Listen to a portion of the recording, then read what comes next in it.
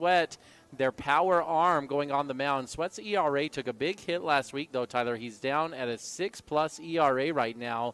But just kind of some goofy stats when you look at Sweat. 21 innings pitched, 35 strikeouts, Tyler. So he's still near 2 strikeouts per inning on average. But the walks are really what has gotten Blake into trouble. 24 walks on the year. Tyler has a handful of hit by pitches as well. And so if Wasatch wants to stay competitive with this deep, complete Maple Mountain team, Wasatch is going to have to throw it there well from the mound. But, Ty, you're exactly right. Maple Mountain, one of the best teams you're going to see. It's been a young team for 3 years. Now they've got a bunch of juniors and seniors that have a lot of experience and a lot of exposure, and it's going to be a tough one today at home for the Wasps. You're listening to the Dairy King pregame show. Since 1946, the Dairy King family has been serving your family for 4 generations to create a fun-filled atmosphere where quality food and family can come together. Ty already got us into the matchup that's brought to you by Heber Appliance. When you are down to your final out and your fridge goes out, turn your drop the ball into a touch 'em all at Heber Appliance. Increase your at-home satisfaction with Heber Appliance furniture and mattress. You already talked about Blake Sweat on the mound. Let's dive a little bit more into the pitching matchup, Ty, because who's on the mound on the opposing team today is a very familiar foe that we had a lot of fun watching last year with the Wasatch uniform on. Now with the Maple Mountain uniform on, Max Walker will be on the mound. Yeah, it's going to be a familiar name, Tyler. Max Walker was the ace for Wasatch last year over the course of the season. Really helped Wasatch a lot. Tyler, his family moved down to Maple Mountain this year, Tyler. In fact, we don't need to get into the whole dynamic of it. Max actually didn't have his family up here with him for most of the season last year. So as his parents and the rest of his family came up, the home prices in Heber Valley are tough, Ty, and they found a place that was a little better for him down in Maple Mountain. And, of course, wish them the best of luck. And he's been good down there for Maple Mountain, Tyler. But you're right. We know what he can do. He's going to sit in the mid-80s. He can throw multiple pitches for a strike. And he's just a dog up there on the mound, Tyler. He's going to pitch with some good pace, really good rhythm. And, Ty, he's had a year to work with a great pitching coach down here in Coach Thomas at Maple Mountain. Coach Thomas was a pitching coach out of BYU for a little while. So I'm excited to see the progress that Max has made. As a senior, he's got 18 innings pitched for Maple Mountain, 21 hits scattered, and 24 strikeouts. But, Ty, he's got a great ERA, a 3.1 ERA for Maple Mountain, 2-0 on the year. As most pitchers for Maple Mountain have undefeated records, Tyler, they're 17-2 on the season. So that's who Blake Sweat will be matching up against. 8-0 on the year in region play are the Golden Eagles. And Ty, your stat of the day for this Maple Mountain team, how do they get there? They do it on the mound. You mentioned Coach Thomas is a professional pitching coach, has been paid to be a professional coach in his career. He's got this team at a 1.91 team ERA. They've just been able to mow through their schedule so far with 17 wins. Those stats brought to you by the Gordon Law Group, your full-service local law firm practicing in all areas of the law. They take pride in saying, yeah, we do that. Let's shift over, Tyler. You got a tough matchup. If you're the Wasps, what are some keys to help keep Wasatch in the game and ultimately can come out with the victory today? Ty, you know, I've really liked the idea of the freebies here, but when you look at Maple Mountain and the amount of freebies they've given compared to Wasatch, that 1.91 ERA that they have, Ty, in 128-plus innings pitched, Maple Mountain has only given up 55 walks or hit by pitches on the season. When you compare that looking over to Wasatch, Tyler, that's a major difference between these two teams. Wasatch has 101 walks on the year in 123 innings, Ty, and then they've got over 20 hit by pitches as well. So Wasatch nearly as many free passes as they have innings pitched, and Maple just hasn't done that. And so Wasatch, if you want to keep up with such a good team like Maple Mountain, that's the number you need to watch. Wasatch needs to limit the walks. They need to limit the hit by pitches. And, Ty, you need to find a way to be competitive in the box. You already mentioned pretty soggy day out here, Ty. The rain coming down just slightly. It's a turf field. The outfield grass is going to be wet. There will be a slippery baseball. And so if you're Wasatch, get that thing in play and see if the defense will maybe make a mistake or two and give you a free pass on the bases. This has been your Dairy King pregame show. Those keys to the game brought to you by Dorius Dental, who offers no surprises of dental treatment. But Dr. Dorius and Dr. Proctor, let Dorius Dental make your mouth smile. Learn more at DoriusDental.com. We'll go ahead and take a break for the national anthem. We'll be back with your Bank of Utah opening pitch. Are you ready for lunch? Well, the Dairy King, home of the train, is serving the best foods with friends and family in the Valley and have been the winner of Best of State for 19 years. They've recently been named the official Best of Utah for their milkshakes. You've got to try their delicious train burger with an Oreo shake. They also have those yummy salads that just hit the spot, or you can try a turkey breast sandwich that tickles the taste buds. They've proudly been serving the Heber Valley for 75 years. That's the Dairy King, home of the train, serving deliciousness daily. Stop in today.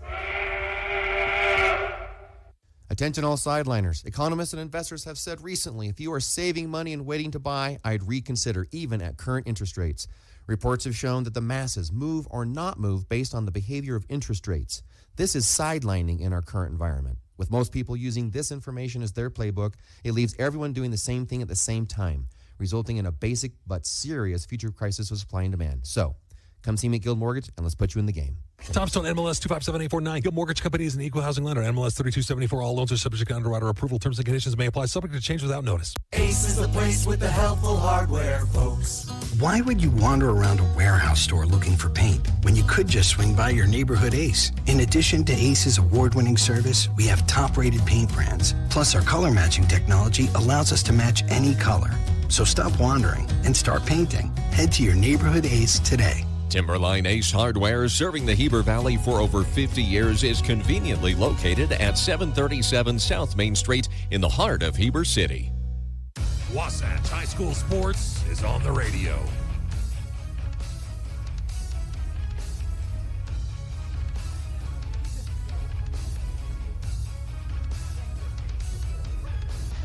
Opening pitch brought to you by Bank of Utah, who has accounts for everyone, from personal and business checking and savings accounts to mortgage and consumer loans. Visit our friendly Heber branch at 620 West 100 South, and together we'll build relationships that last. Bank of Utah is an equal housing lender, member FDIC. Ty, go ahead and take us through our defensive starters today for Wasatch.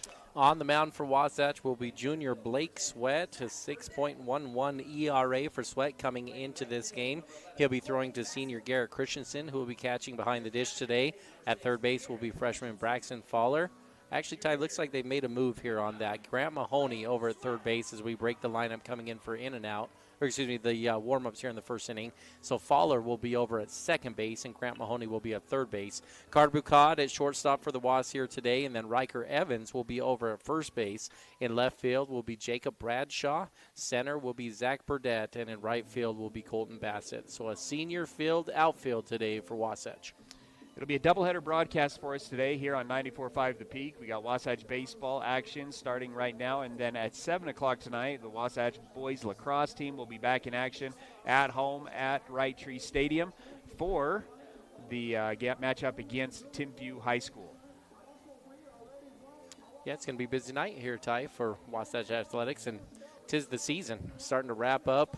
Regular season for baseball, softball, lacrosse, tennis, girls golf. All these seasons are about 1 to 2 weeks away from wrapping up the regular season and moving into the state tournament. It's getting kind of do or die for this Wasatch baseball team, Ty. They're now down to number 22 in the RPI, and the teams that are behind them are closing the gap. Wasatch at .41 in their RPI calculation. Ty, the team that's sitting at 25 is the first team out, is at .39. Wasatch really needs to start getting a couple wins on the board if they want to have a chance to make it into the postseason this year. Rain starting to drizzle here at Wasatch High School. Again, it's just a matter of what the umpires feel with the baseballs, if they're getting too wet and unsafe. Blake Sweat once again on the mound. There's the throwdown, and we're ready for our first pitch. Your first three batters today from Maple Mountain: A.J. Thomas, the junior, Max Walker, the senior, and then a sophomore in Kai Chrisman. And Ty, he's a good one. .492 batting average, 21 RBIs, 12 extra base hits, and 4 RBIs on the year. A.J. Thomas will lead it off, though. .316 batting average, 11 RBIs, 7 extra base hits, and 2 triples out of those 7 extra base hits.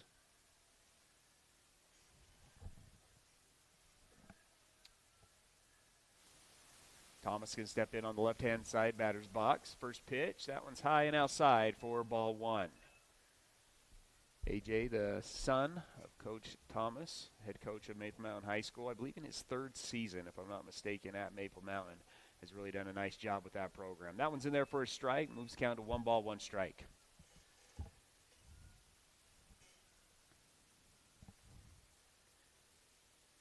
Sweat working out of the windup with nobody on base as we get the game started here in the top of the first. The 1-1, low and inside for ball 2. 2 balls, 1 strike.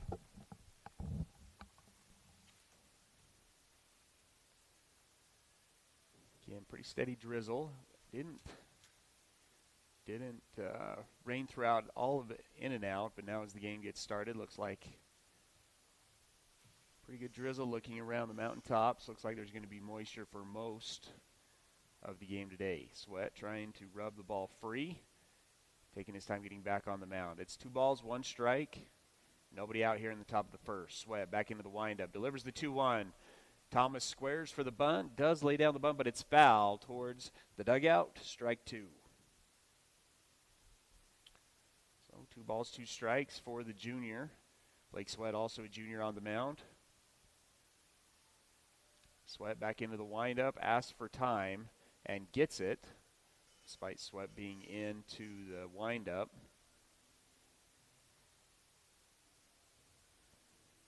Thomas back into the stretch. The 2-2 goes with the off speed. That one misses, or is fouled off down the right field, or sorry, down the third base side. We were trying to get our shotgun mic to work, and it just kicked in, so it kind of threw me off a little bit. Tied down in the rain, trying to get that mic going. And now we have it. 2-2 the count, nobody out. Sweat back onto the mound, rubbing that ball dry. Sweat gets the pitch from Christensen. Delivers the 2-2. That one gets back to the backstop. 4-3. 3 balls, 2 strikes here to the leadoff batter.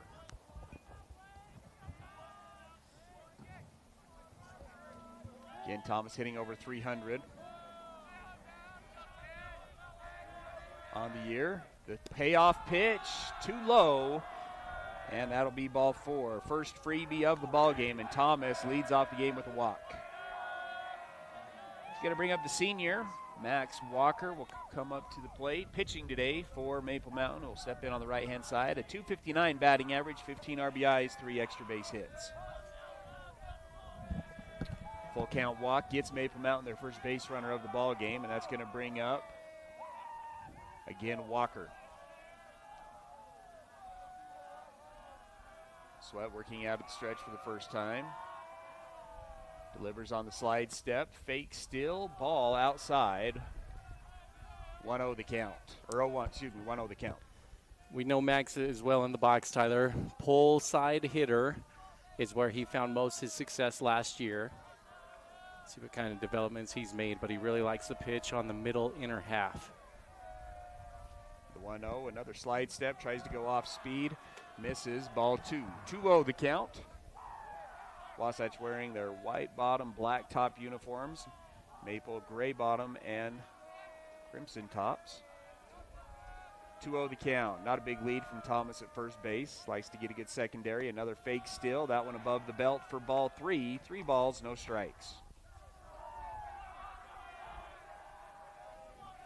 Well, not a great start here for Blake, Tyler. A walk to start it off. Now 3-0 to the number 2 hitter. Already driving that pitch count up, 10 pitches. 3-1 to count. Thomas is going to go on the 3-0 pitch. A little bit of a delayed steal. Takes the bag, though, so a stolen base puts Thomas in scoring position. That pitch was in there for a strike. 3 balls, 1 strike to Walker with a runner on second base.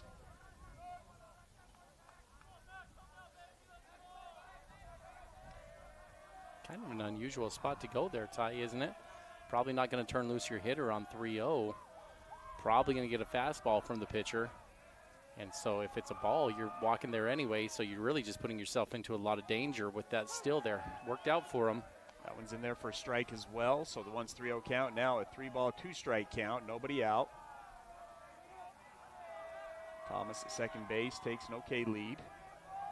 Sweat still getting the pitch. Now comes Set. Fowler and Bukad trying to keep Thomas close to second base. The payoff pitch goes with the off speed but misses high. And Maple Mountain has the first 2 guys on back-to-back walks.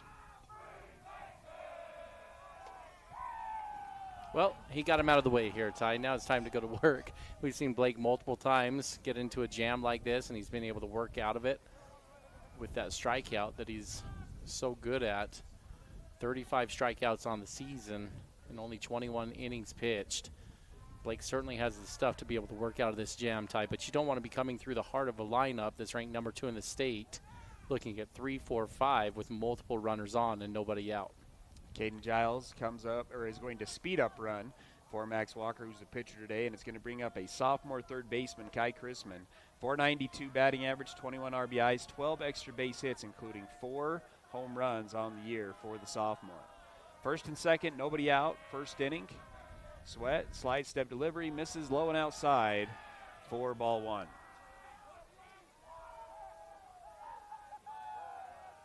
One thing to note here, Tyler, and I don't want to get too far ahead of myself, but already into the first inning with no outs recorded, Blake's up to 14 pitches. And so you start thinking, well, what does the bullpen depth look like for Wasatch? They played 3 games this week, counting this one.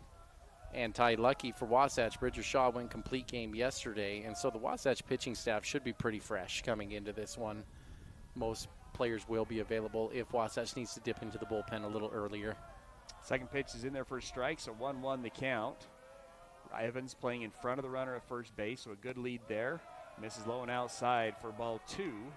2 balls, 1 strike. .492 on the season for Chrisman, Tyler, as only a sophomore. Really impressive numbers. 12 extra base hits, 4 of those are home runs. High ball 3. 3 balls, 1 strike.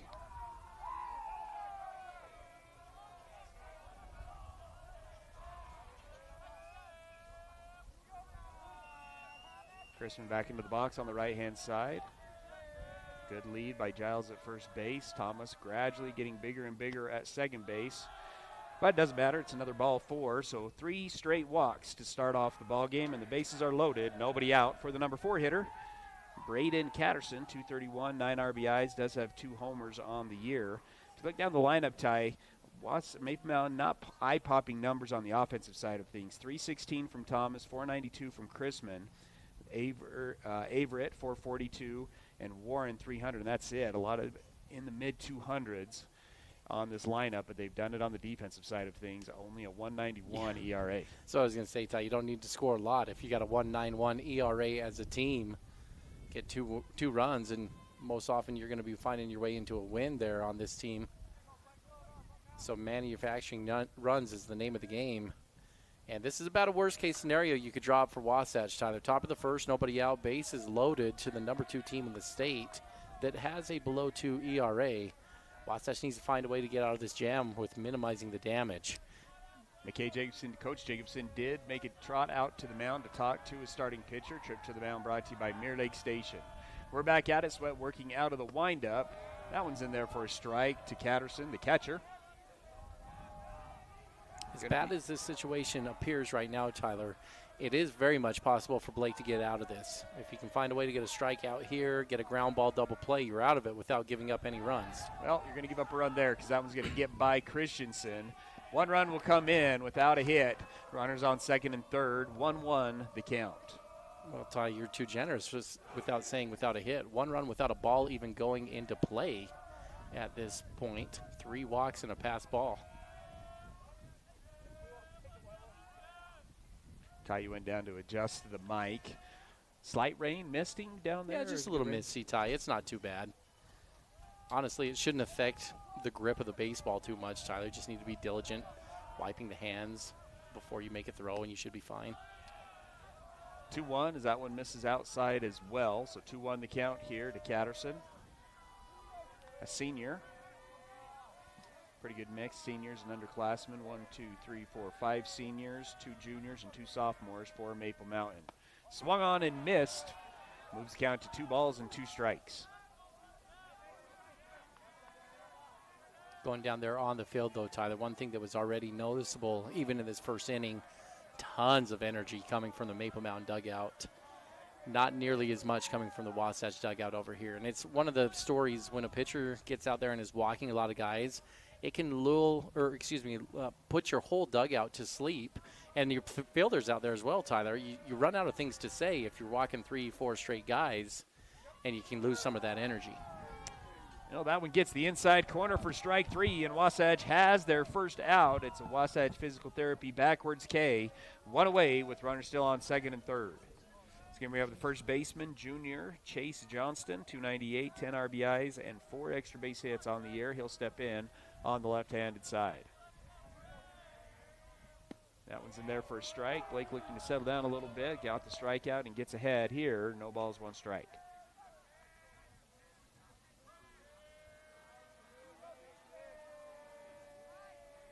Wasatch going to bring the infield in, play up on the grass.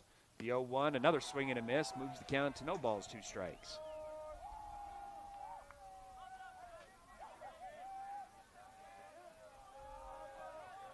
Sweat working out of the windup. It's a huge lead at second base for Chrisman, who's getting all the way about halfway to third base. The 2-2 or the 0-2 misses high at the eyes. 1 ball, 2 strikes. Maple Mountain already with 1 run in. Ball still has not been put in play. 3 walks to get the game started, and then a backwards K. Sweat gets the sign from Christensen, who's behind the dish today. Delivers the 1-2, tries to go off speed, and he does get it. Whoa, kind of high, I thought. Put in the book that was a ball. Looked down too early. Surprised to hear you call that a strike. It's a pretty generous call. Ty, we're up in the booth, though. It's hard for us to tell the level for sure. The umpire clearly thought that caught the top of the zone. Back-to-back backwards Ks on similar pitches. First one was inside, that one outside. He's able to get both calls. So just like that, Wasatch has two-way trying to work themselves out of a jam. Inside corner misses for ball 1. You know who else may not like being out there in the rain, Tyler, or the umpires? That was a extended zone, it looked like, on that last batter. He probably doesn't want to watch walks go around the diamonds over and over.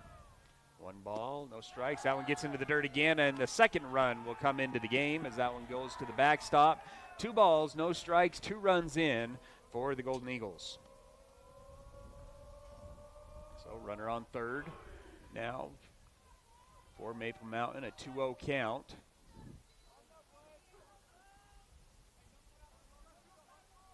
Cooper Thacker and Austin McNaughton trying to keep these baseballs dry. We're getting a new one, and we're ready to get back at it. 2 balls, no strikes. It's Logan Bringhurst, the designated hitter, also a senior, 286, 12 RBI, 6 extra base hits on the season. Steps in on the left-hander batter's box. 2-0 the count. Sweat working out of the windup, delivers, misses high. That'll be ball 3. 3-0 the count.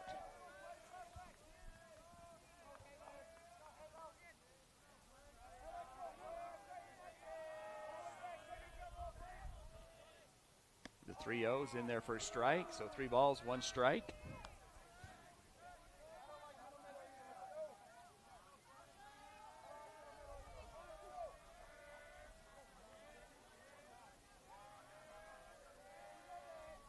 The 3-1. That one's low as well. So the 4th walk of the inning puts runners on the corner. So runners on first and third. 2 outs. It'll bring up the shortstop. 244 on the year, 6 RBIs. Does have 1 home run. It's a sophomore, Hayden Hyatt. Ty, NFL draft was last night. You get a chance to look over some of those results. Anything stand out to you? I think the Vikings moving up to take McCarthy. I think they only moved up 1 spot, if I'm not mistaken. You like McCarthy a lot. Well, here's what's interesting about that isn't McCarthy just Kirk Cousins? I mean, they just had Cousins. They shipped Cousins out, so it's a less expensive Kirk Cousins is what I feel like the Vikings got there. So that one was surprising. More surprising, and I know you love Penix, but you just paid Kirk Cousins a whole lot of money to go and get a quarterback in the first round. So that one was surprising for the Falcons.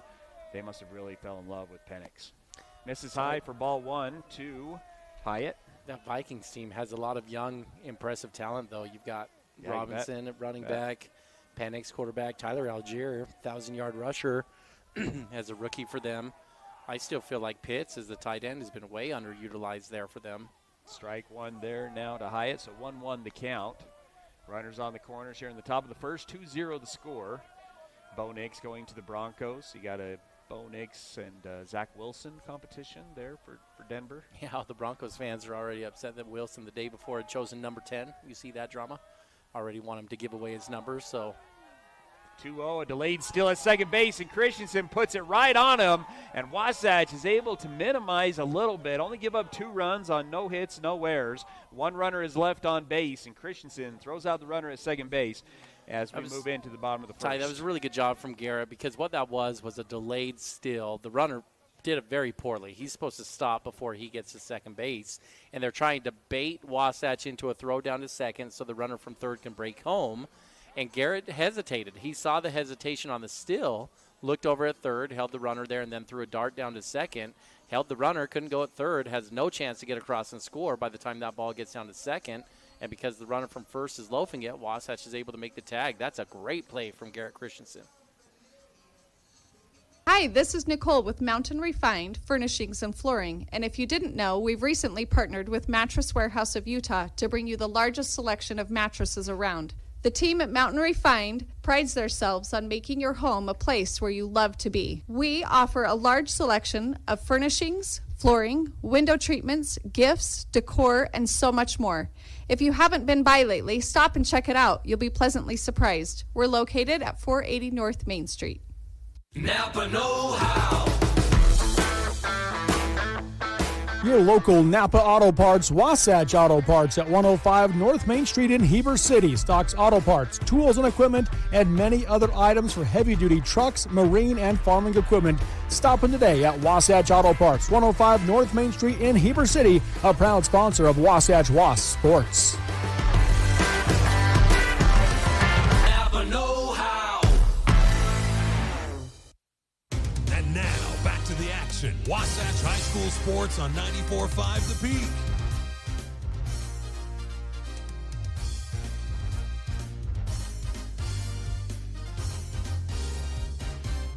Bottom of the first inning brought to you by Good Spa Day, your favorite hometown place to relax and unwind. They offer massage, skincare, nail care, and unique relaxing spa packages. Pick a Good Spa Day to be your spa. Batting lineup for Wasatch: Carter Bucod, Blake Sweat, Riker Evans, Crew Baxter, Grant Mahoney, Braxton Fowler, Colton Batter. One away. First ball in play comes in the bottom of the first inning, and it results in a fly out. That was a good barrel, though, from Carter. Right on the nose on that ball. If that's just a few more feet over to the right, that thing's going to get down in the gap for a double. Going to bring up Blake Sweat, 288 on the year, a home run, 5 RBIs. Swing and a miss for strike one. Walker likes to bounce back and forth out there on the mound when in the windup. Has a little bounce, goes into the windup, delivers the 0-1. That one misses low. 1-1 now the count. Riker Evans on deck for Wasatch. It's 2-0 after Maple Mountain able to produce 2 runs in the top half of the first. That one misses badly as well. 2-1 the count.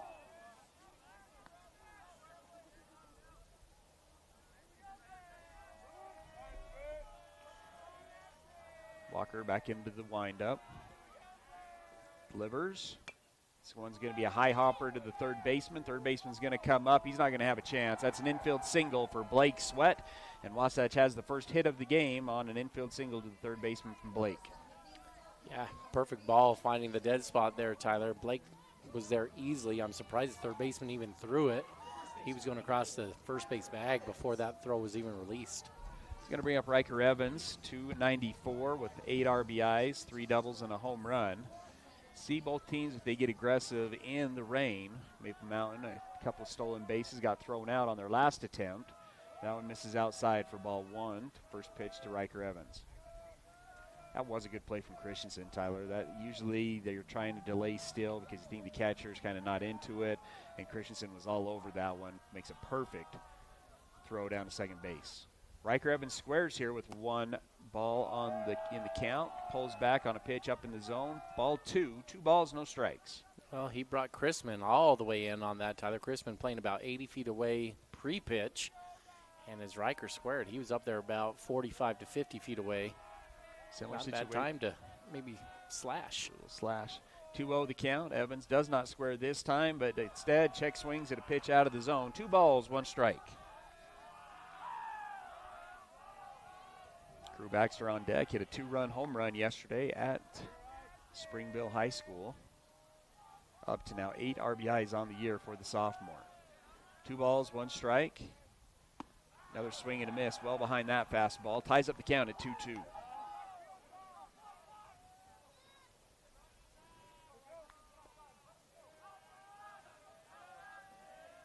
Evans steps back into the box on the right-hand side. Sweat takes a good lead over at first base. Walker comes set, takes a peek, delivers. Swing and a miss for strike 3. That's the first strikeout of the game for Walker. Now 2 away. He entered the bottom half of the first. Yeah, Max gives you about 7 to 8 strikeouts per game, or per 7 innings pitched. And so he'll get 1 or 2 per inning here or there, Ty. 24 strikeouts, 7 walks on the year for Walker, and 21 an 18 innings pitched, has a 3.11 ERA. Pickoff move nearly gets away from the first baseman, but first baseman able to bring it in. First baseman today for Maple Mountain is Chase Johnston. First pitch is going to be swung on and fouled back for strike one. Junior, Chase Johnston. Grant Mahoney on deck for the Wasps. No balls, one strike. Walker comes set. Late kick delivers. And that one's going to get Baxter on the arm. Baxter will trot down to first base with a hit by pitch. No, they're going to say to stay here, saying he stuck out the arm. And so I think it's going to be 1 ball, 1 strike. Coach Jacobson wants to talk to the umpire about that one. Not a bad time to come have a conversation anyway, Tyler. And this is maybe a little cat and mouse, but you got rain and the opposing pitcher out there on the mound standing there in the cold. And so even if you think this was the right call, you're going to go have this conversation and see if you can get Max a little bit cold. Maybe he'll leave a pitch over the plate and the crew can get something he can handle. Coach Jacobson is not happy about it, trying to talk to the umpire. This is as animated as you're going to see from Coach Jacobson. He wants to get 2 base runners on with his best RBI guy on deck. Yeah, Grant Mahoney standing on deck, 390 on the year with his batting average right now. Love to get him a chance with the runner in scoring position. So what Coach Jacobson is explaining to the umpire is, I think the umpire said he's got to make an attempt to get out, and Coach Jacobson is explaining, no, that is not the rule. You do not have to make an attempt to get out. You can simply take the pitch. And so now that both umpires are now discussing it in front of home plate, Coach Jacobson normally does not plead his case as much as he is on this one, and he is here. Has a runner on first base on the infield single from Blake Sweat. Crew Baxter, currently the count's 1-1, but he wants that second base runner. And they're going to award it, Ty. So Coach Jacobson, pulling a little Coach Disher action out there, is able to win the appeal. How many times can you remember a baseball coach changing an umpire's mind, Ty? It's got to be a rarity, handful of times in our years watching. Well, that brings up Grant Mahoney with runners on first and second. The freshman Braxton Fowler on deck. Wasatch trying to chip back into this thing. Gave up 2 in the top of the first. See if they can produce a run here in the bottom of the first. 2 away. Walker comes set. Takes a look at Sweat at second base. Delivers high for ball 1. 1 ball, no strikes.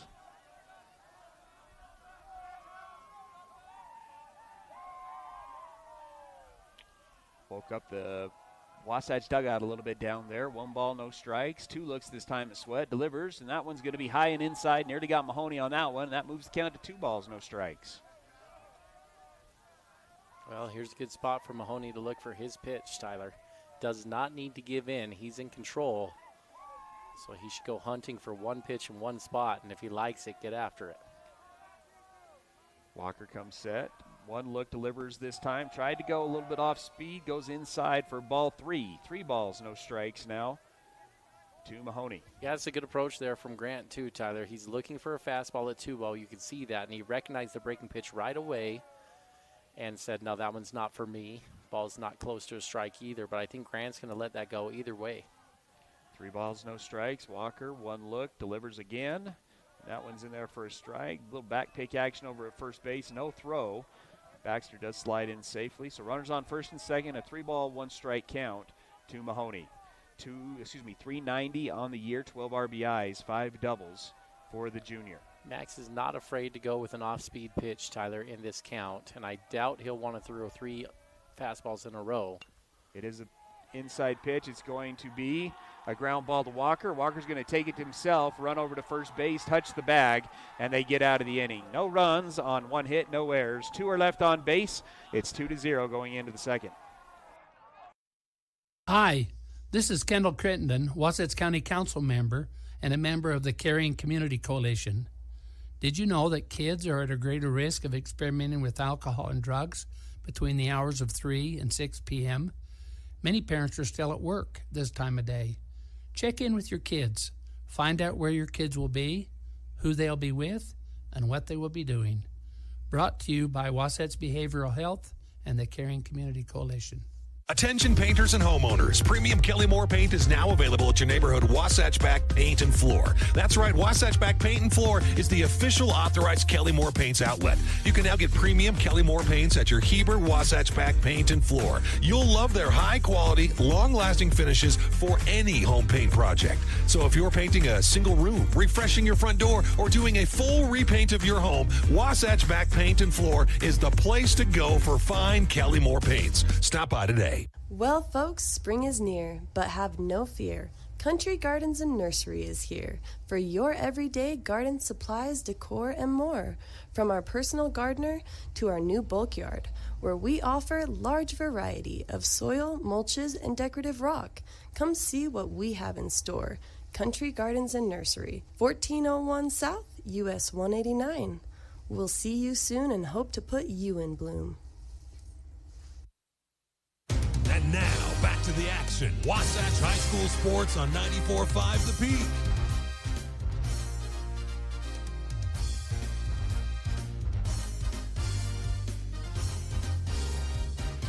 Wasatch Physical Therapy and Sports Medicine is your rehabilitation specialist dedicated to your total recovery from all injuries.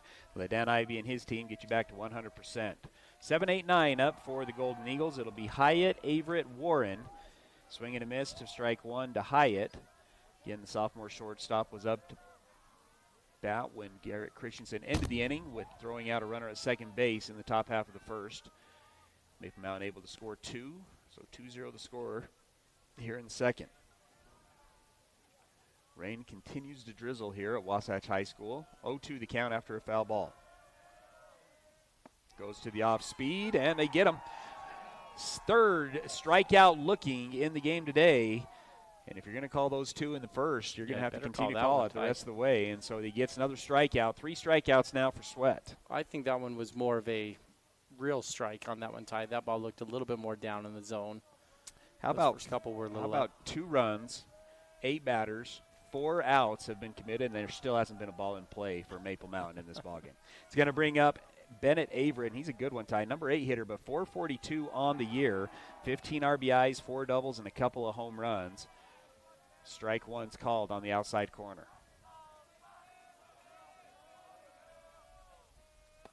This is high, 1-1 now the count.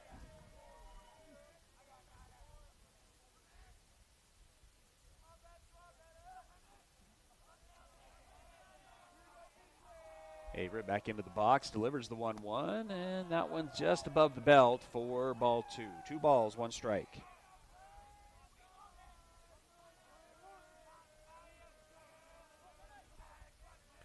Back into the windup is Sweat. Delivers. Big swing and a miss from Everett for strike 2. Ties up the count at 2-2. Averett, one of these guys that's been in the lineup for several years here for Maple Mountain, senior. Swing fouled off. That'll keep the count at 2-2. You remember this Maple team a few years ago, Tyler, knocked off number 1 Spanish Fork in the state tournament. A bit of a Cinderella matchup. They were the 22 seed, won their first round matchup, got to the second round, drew number 1 Spanish, and they knocked them out too. Teams had a lot of experience even when they were young. And as I pointed out, they're now mostly juniors and seniors now ready to make a move. Just misses on the 2-2, so that moves count to 3-2. The payoff pitch swung on and missed. Another strikeout from Blake Sweat. That's strikeout number 4. And Wasatch has 2 away here in the top of the second. Give an update on some Wasp on campus. Jack Bluth continuing to hit the ball well for Salt Lake Community College. 340 batting average, 1 double, 2 triples, 13 RBIs. And his teammate Chet Wilson, currently hitting .234 with 21 RBIs, also has 2 doubles and a triple. Bring us up to Colby Warren, the right fielder, a senior, 300 batting average, 14 RBIs and 3 doubles. First pitch in there for a strike. 0-1 the count with the top of the order on deck. Evans playing way shallow over at first base with 2 outs. That one in there for a strike as well, so 1-2 the count. Yeah, tied 9 with 2 strikes. I think Riker can probably back up and not worry about the bunt at this point. He will. Takes a few steps back. 1 ball, 2 strikes. The pitch swung on. This one, is it going to be in play? No, it's going to push foul onto the right-hand side, right field. And we'll keep the count at 1 ball and 2 strikes. Ty, you mentioned pretty incredible stats when you look at the box score at this point. Second inning, Wasatch down 2-0, have yet to surrender a hit, have yet to have a ball in play for Maple Mountain. And Blake now, after that ball, too, is at 51 pitches. And so just kind of numbers that don't match up with each other in this one. 2-2, is that off speed, misses inside. Goes back high with the fastball, doesn't get him to go for it, and we have another full count. So 3 balls, 2 strikes to the number 9 hitter, Warren, with Thomas, the leadoff hitter, on deck. Sweat, the windup, the payoff. Swung on. A ground ball to the third baseman. Mahoney fields it cleanly, throws it across the diamond. Great pick from Riker Evans at first base. And Wasatch has the 1-2-3 inning. No runs, no hits, no errors. Nobody left on base. It's 2-0 going into the bottom of the second. I'm Walker Kessler, and I play basketball for a living. So I know how important it is to have the support of a team you can trust. That's why I love UCCU. UCCU is more than a credit union. They're a true financial partner, a local team of experts your entire family can trust at every step of your financial journey. Just visit uccu.com and elevate your banking experience. Big O Tires in Heber is your one-stop shop for tires and service. What was once Point S is now Big O Tires. Same service, but different name. We're locally owned and operated and want to help you get your vehicle ready to road trip this summer. Stop in for all your name brand tires, oil changes, alignments, brakes, batteries, shocks, struts, and a whole lot more. Plus, Big O Tires offers financing options to fit any budget or any situation. Visit us today. Big O Tires, the team you trust. Hey there, Heber City. Are you tired of dings, dents, and scrapes ruining the beauty of your beloved vehicle? Look no further than Robarge Collision, the ultimate destination for all your auto body needs. At Robarge Collision, they've been offering top-notch collision repairs and outstanding customer service. Their team of expert technicians is passionate about bringing your car back to its original glory, no matter the size of damage.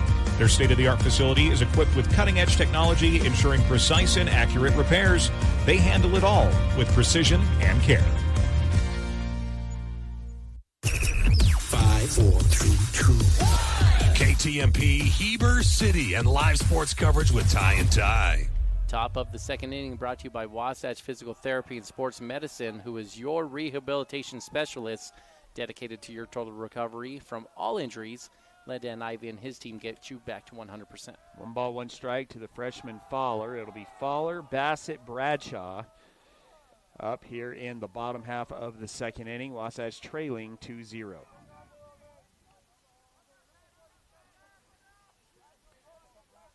Make the count 2-1. That one actually gets by the catcher and got the umpire, I believe, on the leg. So 2 balls, 1 strike here to Fowler. 154 on the year with 1 RBI. See if he can get an early base runner for Wasatch here in the bottom of the second.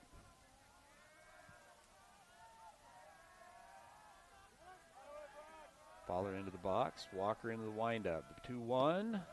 That one gets the outside corner for strike 2. Ties up the count, 2 balls, 2 strikes. It's a pretty good 2-1 pitch there from Max, but Ty, he is starting to look a little predictable in what looks like sure fastball counts. He's about 75% of the time gone to a breaking pitch, whether it be 2-0, 2-1, 3-1. He's gone to a breaking pitch pretty often. And if it continues that trend, it should be a pretty easy thing for Wasatch to pick up on. The 3-2, it's going to be a ground ball to the shortstop. Shortstop comes up, fields it cleanly, fires it across the diamond, but that's an error. Fowler's going to try to advance to second base on the bad throw and will do so. So Wasatch has a runner in scoring position on the errant throw from Hyatt at shortstop, and Wasatch is in business. Nobody out with runner on second. Good hustle down the line there from Braxton Tyler. Put the pressure on the shortstop. We talked about it in the Dairy King pregame show. It's a wet field. That ball can get slippery on a ball that hits the turf a couple times like that one did. And he made no doubt about the turn, Tyler. He was going to second as soon as that ball went by. And that's what you've got to do. If you're going to go for it, you've got to go for it hard. And Braxton did that and gives Wasatch a great opportunity to get on the board here. It's Going to bring up Bassett, 263 on the year. 1 RBI. That RBI was the game-winning RBI against Spanish Fork a week ago. The lone region win for Wasatch on the year. Walker takes 2 looks this time, and Bassett squares, pulls back on the ball 1. It was a late drag bunt, Tyler, and watching the third baseman, he was kind of in a read-it defensive setup over there where he was kind of a 45-degree angle. Colton's late square had the third baseman staying home. Walker's going to have to come over and cover that third base line. That one misses low for ball 2, so 2 balls, no strikes. So if you're Colton, if you do decide to put one down, you want it probably to be far enough down the third baseline that you're going to drag that third baseman off, Ty, if that's the direction you're going to end up going, trying to get it for a hit. You, of course, could try to push it over to the right side as well. But at 2-0, Colton's been pretty hot, Ty. I wouldn't be surprised if Coach Jacobson just lets him swing it away here. That 2-0 pitch is actually going to bring Coach Thomas out of the dugout. Trip to the mound brought to you by Mirror Lake Station, voted best donuts in Utah. Mirror Lake Station is your one-stop shop for everything gas, groceries. Stop on in to Mirror Lake Station. Give us another chance to give a Wausau campus shout-out. Kendall Purdy, also at Salt Lake Community College. Ty has started and played in all 44 games. .433 batting average, 60 runs scored, 61 hits on the year, 6 doubles, 4 triples, 19 RBIs, and has swiped 29 bases and is headed to Utah Valley University next year. The 2-0, couple of looks, delivers the 2-0. That one's in there for a strike. 2-1 the count.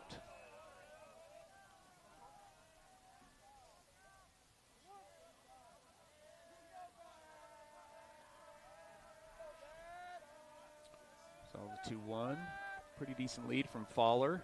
Gets a good secondary. The 2-1 is swung on, fouled behind us. Ties up the count at 2 balls and 2 strikes.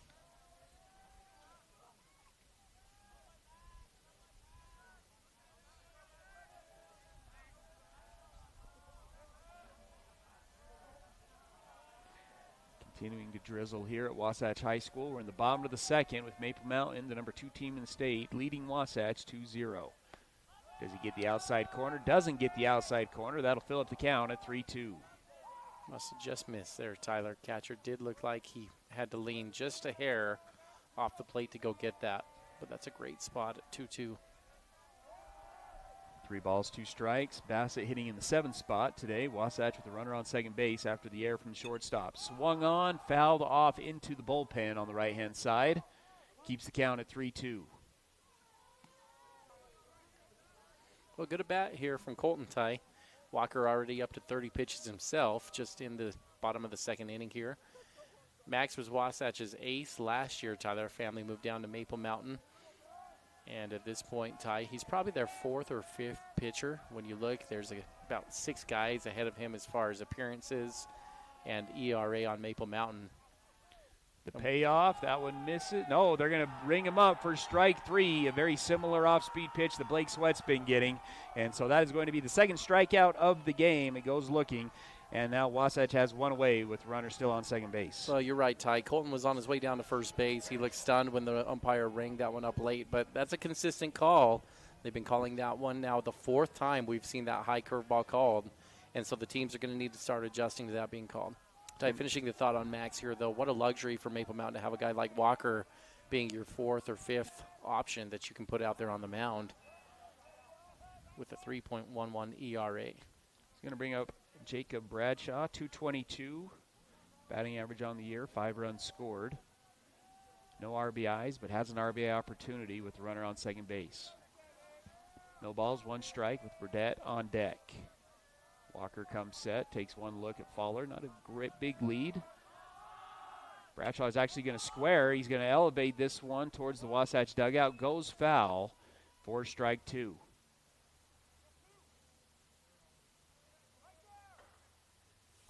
So no balls, 2 strikes. Now to Bradshaw.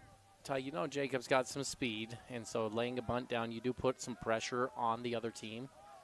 And with the wet field as well, it makes it all the more challenging. It's not the worst idea there for him to think about laying down a bunt. The 0-2. This one's going to be elevated over the shortstop's head. Fowler had to freeze, but Coach Jacobson is going to try to get him in. The center fielder's throw is going to be off the mark, and what a slide from Fowler. He's in there, and Wasatch has their first run on the board on the RBI, 1 out RBI double from Jacob Bradshaw. Ty, that's a gutsy play there for Coach Jacobson to send Braxton. Fowler read that perfectly. It's a ball coming right at the shortstop. And the common thing you hear in Little League Baseball is you need to freeze. Well, Ty, you can't freeze. If you freeze on that ball, you're doubled up if it's caught. So you actually have to go retreating back to second base, which Braxton did perfectly. He's on his way back over to second, so if that ball's caught, he's not going to be doubled up. And as it got by the shortstop, he took off. Coach Jacobson made a read on the ball in the gap. Center fielder slow getting to it, but the center fielder has a rocket for an arm, Tyler. Watching him in and out, it was going to be risky. He sold out and went for it, but the ball tailed up the line, and that's what got Fowler in. It also gives Bradshaw free bag advancing on the throw. Yeah, so he called that a double. It's going to be a single and then an advancement on the throw. 1 ball, no strikes. Burdett's going to swing at the 1 ball, no strike pitch. It's going to be fouled off down the left field side. 1 ball, 1 strike with Bradshaw on second base. It's a good swing from Jacob at 0-2, Ty. He's come on nicely over the last couple weeks for Wasatch as he's gotten a little more consistent time. Walker doesn't like the sign, steps off the mound, but right back onto it. A good lead from Bradshaw at second base, creeping a little bit back. Now gets a secondary. The 1-1, it's an off-speed pitch in there at the belt for strike 2. 1 ball, 2 strikes. Got some celebrities up here, Ty. Yeah, Ty, I'm ready to hand over the headset to all 3 of them. You were just talking about one of these guys over here. Jack, your stats were just told to the whole valley over here. Jack Blue standing by us, looking good in his Salt Lake Community College blue over there. 1 ball, 2 strikes. The pitch, swing on and missed. Pitched a little bit low and outside. Burdett can't get to it, and that's going to be strikeout number 2 in the inning, 2 away. Going to bring us to the top of the order to Carter Bucad. Flew out on a good barrel to the left fielder in his first at bat. 312, 6 RBIs, and a couple of doubles for Bucad. He has an RBI opportunity to try to tie this game up here in the bottom half of the second. Just giving some WASP on campus updates, and have one of our WASP on campus up here in the booth with us. That's Crew Erickson. Just got done with his SUU spring football game. And Crew, how are things going? What's going on, Wasatch fans? You look a little wet. Is it a little rainy outside. Had to come to the press box and then hop on the headset. How are things going down football-wise? You got a month off, right? Just got done with some spring ball. Yeah, it was a good spring. It was a super fun one.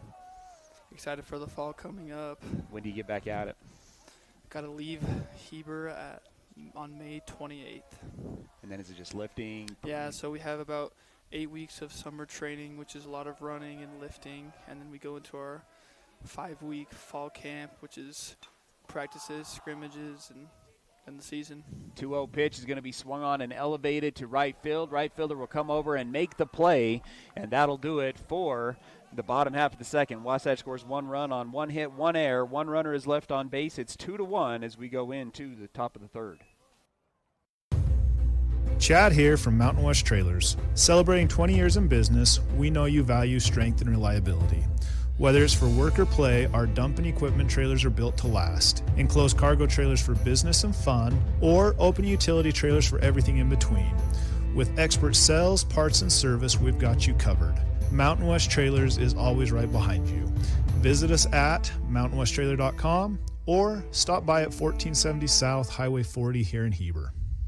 Unlock your potential at Bonnie Joseph Academy here in Heber. Explore the art of barbering, basic aesthetic, cosmetology, master aesthetic, and nail technician programs. Visit bonniejosephacademy.edu to enroll today. Financial aid is available for qualifying students, and we offer flexible distant education options.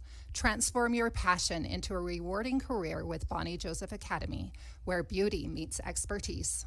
Hi, this is Nicole with Mountain Refined Furnishings and Flooring, and if you didn't know, we've recently partnered with Mattress Warehouse of Utah to bring you the largest selection of mattresses around. The team at Mountain Refined prides themselves on making your home a place where you love to be. We offer a large selection of furnishings, flooring, window treatments, gifts, decor, and so much more.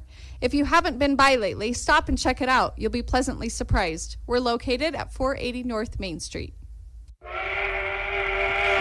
Are you ready for lunch? Well, the Dairy King, home of the train, is serving the best foods with friends and family in the Valley and have been the winner of Best of State for 19 years. They've recently been named the official Best of Utah for their milkshakes. You've got to try their delicious train burger with an Oreo shake. They also have those yummy salads that just hit the spot, or you can try a turkey breast sandwich that tickles the taste buds. They've proudly been serving the Heber Valley for 75 years. That's the Dairy King, home of the train, serving deliciousness daily. Stop in today. 5, 4, 3, 2, 1. KTMP, Heber City, and live sports coverage with Ty and Ty. Top of the third brought to you by Physical at the Pit Stop. Do you sometimes feel dizzy or unstable? If so, Physical at the Pit Stop has good news. Falls are preventable. Give them a call at 435-654-5607 for a free fall risk assessment. Let's see how you can improve your balance and regain your freedom. 0-2 count here to A.J. Thomas. Took strike one, fouls off the second pitch. No balls, 2 strikes.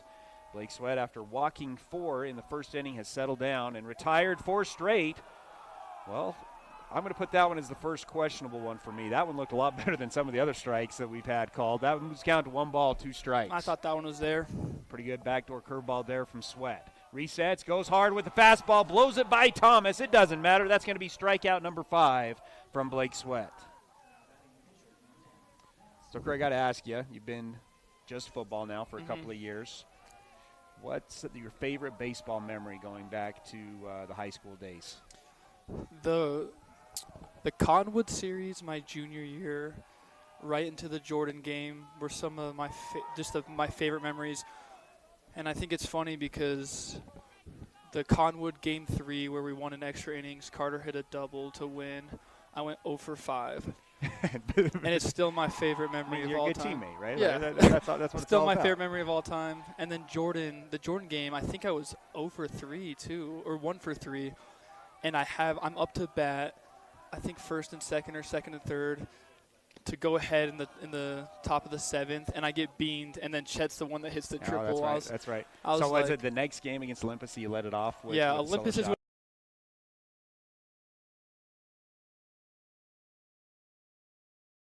Good piece of hitting here from the number 2 hitter. He has a 1-2 count, and it drops right in front of the right fielder.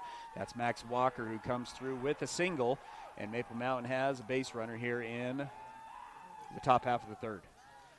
Yeah, so, I mean, we have some of the most momentum out of any team in the entire state.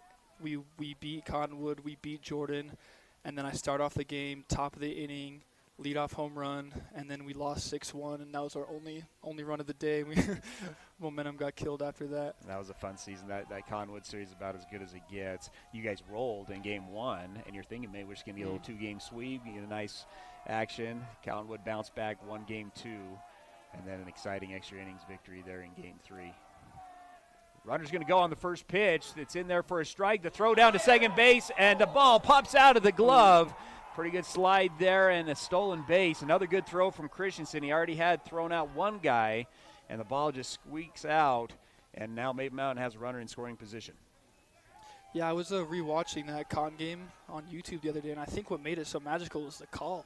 IT Bear, Wasatch wins, Wasatch wins. I butchered a couple of the calls in that game, but I felt okay about the final one. Chills every time I hear that. No balls, 1 strike. The pitch swung on and missed. Now no 2 count. So I don't know if you know this history. My dad called the games when I was in high school. And when we were in the quarterfinals, we played Delta, and Coach Moss actually had a walk-off single that won us the game in the bottom of the 7th, and my dad was on the radio and went to that same call. Wasatch wins, Wasatch wins. So we kind of have a double call. It's got where some we're deeper both meaning doing there. That. Yeah, that's right.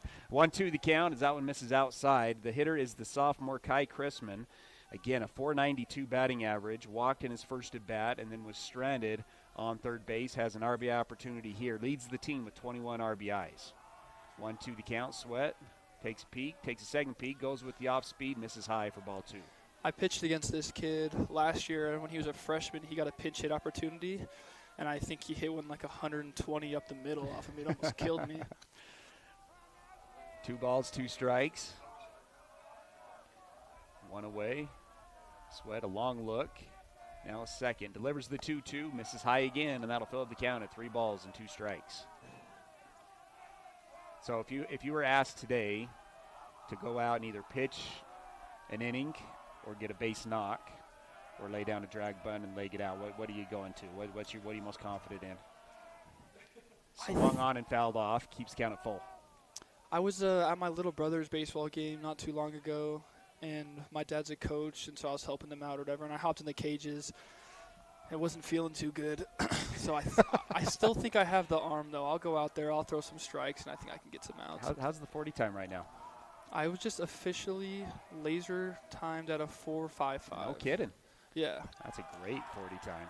That one misses outside, so the second walk of the game for Chrisman, the fifth walk of the game for Sweat, puts runners on first and second. So we had never really ran them, and people would ask me, and I was like, I don't really know. Like, I would assume a 4.5, 4.6, something around there. But we just, the week before we left, we did a testing week for this upcoming summer, and that's what I ran. Yeah, so that's I was great. excited. That's great. Talking to Coach Knight, and they said you've been out on the football field a little bit, helping new Coach Morgan with the receivers. Yeah, I'm going to help out the receivers this spring. I'm actually super excited. Yeah, it'll be fun. Because JoJo was a sophomore when I was a senior. Now he's going to be the senior, and I think he's got a lot of potential. So, Braden Catterson, the catcher, is going to come up. Struck out looking in the top half of the first inning. Comes in with a .231 batting average into the game today. Misses high. That moves count to 2 balls, no strikes. Any other guys popping out that you've been working with so far out on the field? Probably haven't been around them a whole lot. Yeah, I actually haven't been out yet. I'm going to start going next week because just got here. But yeah, I'm excited to see. JoJo's a good one. Yeah, JoJo has a lot of potential. He tells me every single day he's coming for the record. Yeah. 2-0 count's going to earn a trip to the mound from Garrett Christensen and the rest of the infield, trying to calm Blake Sweat down. Runners on first and second, 1 away. Runners have reached base on the first hit of the game, actually coming here in the top half of the third inning from Max Walker, and then a walk. So runners on first and second, 1 away. Sweat comes set, working out of the stretch, delivers on the one look, swung on, fouled off, and there's $10. It's up into the net. 2 balls, 1 strike. I feel like SUU's football stadium is a little underrated. Kind of a mini coliseum down there. I went down and watched a Weber State SUU playoff game when Ben Boss was a sophomore, and that's one of the coolest games I've gone to. Yeah, it's behind the 2-2 on a pitch of the south belt. end zone. I mean, I don't really know my directions that well, south. but we got like a cool coach's office, coliseum type of thing like that. And then there's the beautiful red rocks in the background, stuff like that too. It's been there since like 1980. They haven't changed it. Pitch swung on and missed, and that'll be strike out number 6 for Blake Sweat. Moves the 2 outs here in the top half of the third. Wasatch trying to get out of the inning with runners on first and second. And the Cedar residents don't have a lot other than SUU, so the stadium gets pretty full, gets pretty loud. It's a lot of fun. How do you feel the team looks this year? We're going to be really good this year. We return a lot of guys. Our whole offensive line is returning, which is we were probably the best in the conference last year at that position. Now they're just all a year older and stronger. All the running backs return. We got 2 transfers at quarterback, the Weber State starter and then the Missouri State starter are coming. No balls, 1 strike here to the lefty Chase Johnston. First baseman takes ball 1. 1-1 now the count. He as well struck out looking in his first at bat. Does have 10 RBIs on the year.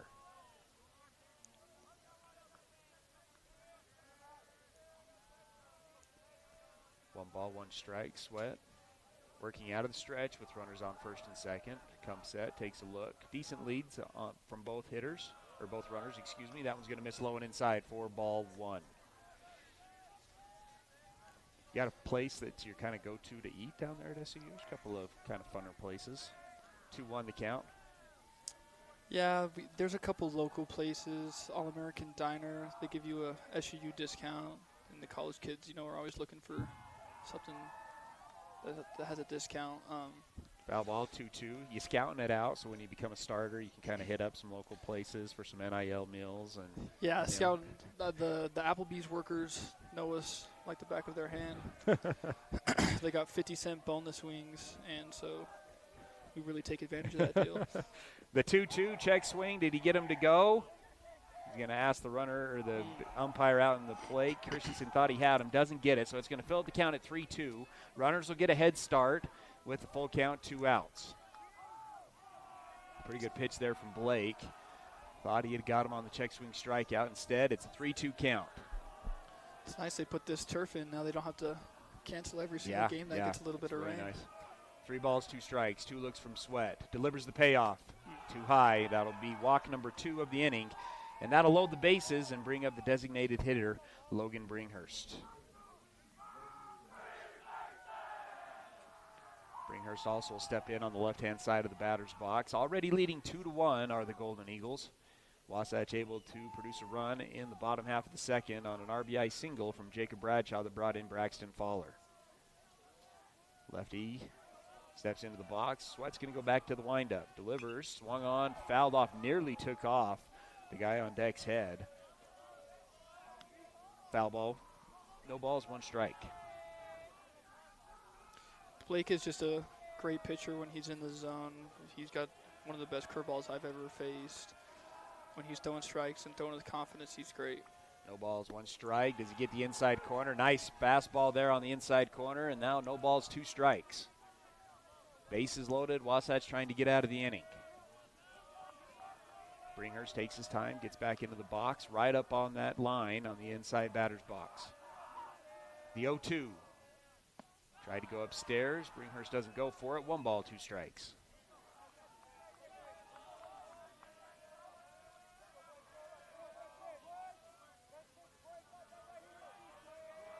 Back into the windup. The pitch. Tried to go with the backdoor curveball. Can't pull the string, and that'll tie up the count at 2 balls and 2 strikes.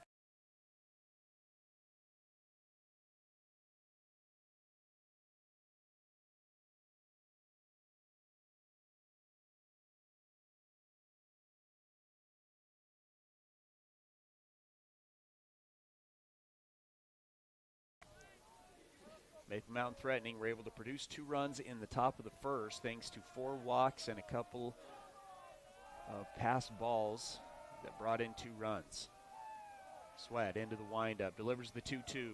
Does he get the inside corner? Yes, he does. That's strikeout number 7 for Blake Sweat. That one looking, and Wasatch gets out of the inning. No runs on 1 hit, no errors, and 3 are left on base. It's 2-1 as we go into the bottom of the third. Attention all sideliners. Economists and investors have said recently, if you are saving money and waiting to buy, I'd reconsider even at current interest rates. Reports have shown that the masses move or not move based on the behavior of interest rates. This is sidelining in our current environment. With most people using this information as their playbook, it leaves everyone doing the same thing at the same time, resulting in a basic but serious future crisis of supply and demand. So, come see me at Guild Mortgage, and let's put you in the game. Tom Stone, MLS 257849. Guild Mortgage Company is an equal housing lender. MLS 3274. All loans are subject to underwriter approval. Terms and conditions may apply. Subject to change without notice. Ace is the place with the helpful hardware, folks. Our locally owned Ace stores are committed to helping our neighbors and our communities. And because we're in the neighborhood, we can deliver almost anything you need. So shop in store or online for whatever your home or yard needs. Choose from top brands like Milwaukee, Steel, Traeger, and Benjamin Moore. Then pick up in-store, curbside, or we'll deliver your order right to your home. Around the block, what you need in stock, with people who know how to help. See acehardware.com for details. And now, back to the action. Wasatch High School Sports on 94.5 The Peak.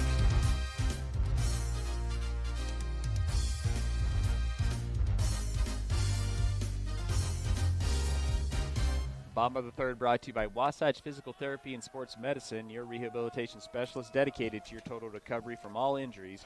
Let Dan Ivey and his team get you back to 100%. Sweat, Evans, Baxter will lead it off here in the bottom half of the third. Wasatch currently trailing 2-1. Blake Sweat takes ball 1, fouls off the next pitch, so 1-1 the count. Sweat singled on an infield single in his first at bat. Riker Evans on deck. Max Walker still on the mound, a little bit of a bounce, now delivers the 1-1. Swung on and fouled off again, and that moves count to 1-2. I just got a text from Easton Barrett saying he's loving the announcing. Sounds good. Seems like he had a good game yesterday. He hit a bomb yesterday. Yeah, I heard it was one of the furthest bombs. Yeah, it was a no-doubter. Bridger tried to go upstairs with a fastball, and it didn't get upstairs enough. And so Barrett put it up into the upstairs behind center field. In fact, we were giving Bridger a hard time after the game that he might want to be looking out on I-15 to see if he could pick it up. Garrett told me he called a high fastball, and Bridger just missed right down the middle. 1-2, just outside, misses, moves count to 2 balls and 2 strikes. It's a great outing, though, for Bridger again. Pitched the shutout win last week against Spanish Fork, and really, besides the 2 2-run home runs that he gave up, really threw a great game. The 2-2, another foul ball to the Maple Mountain dugout. He reminds me of a little Casey Anderson. A little bit slower velocity, throws a lot of strikes, gets a lot of weak outs. Casey was one of the funnest guys to watch because he just threw strikes.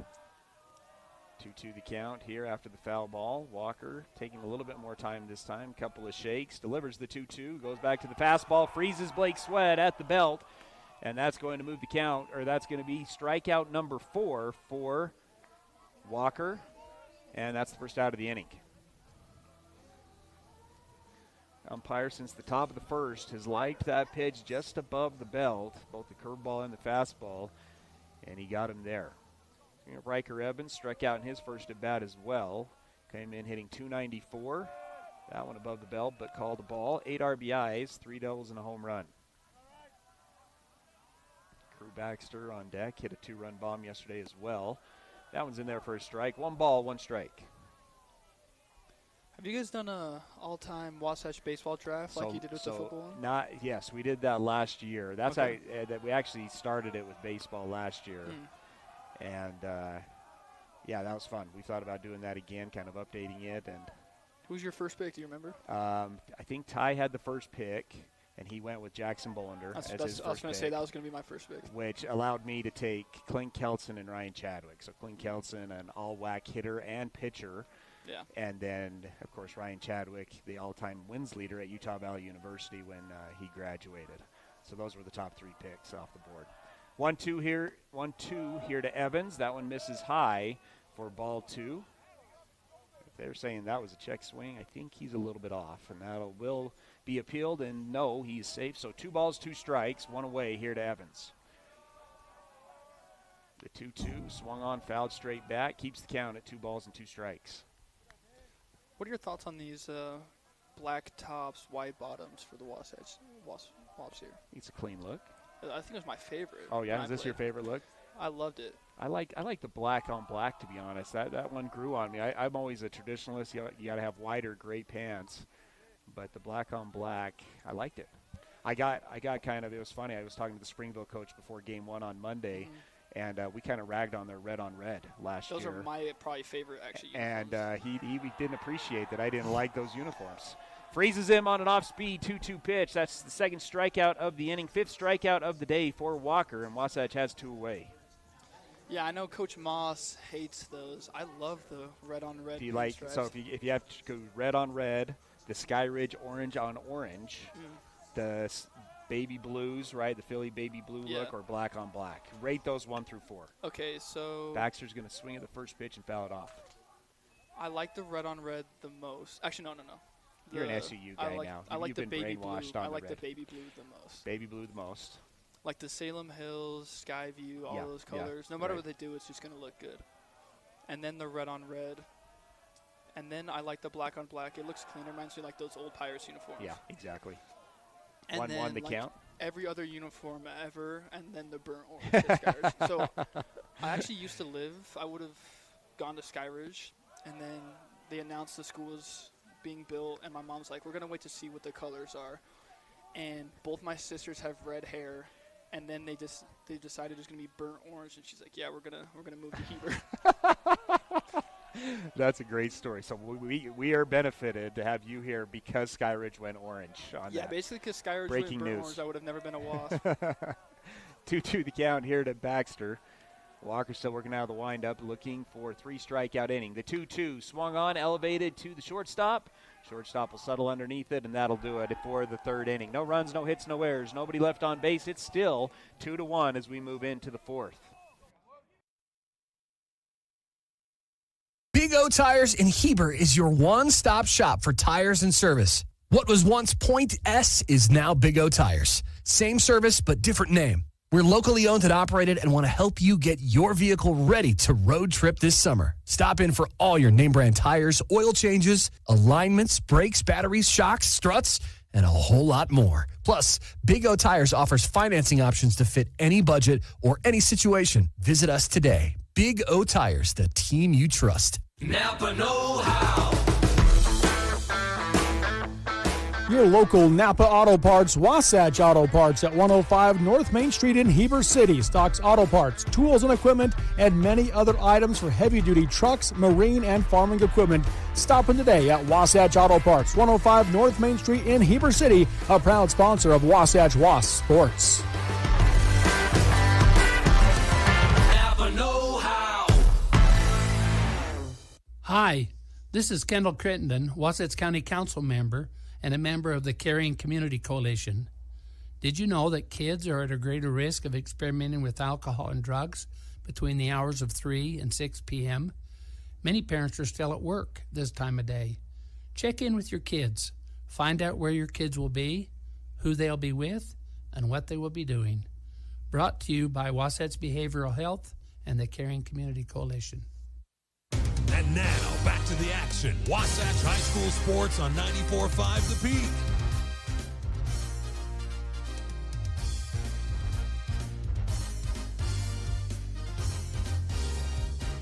Top of the fourth, brought to you by Gravity Coalition, offering the best in bikes, skis, snowboards, skateboards, and more in the Heber Valley. Personalized service, sales, and repair for the gear you love.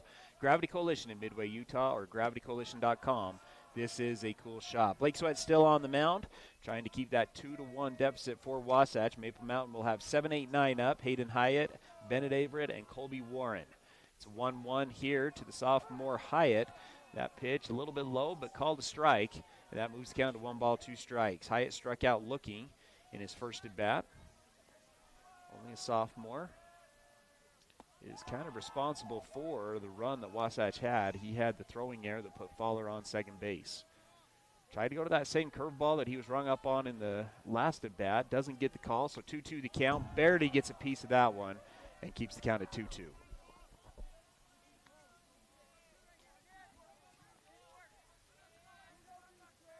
When you think of baby blue uniforms in the major leagues, what's the first team that comes to mind? The 2-2 is going to be a hard ground ball to Evans. Evans bodies it up, fields it clean, steps on the bag. One away on the ground out, put out from the first baseman.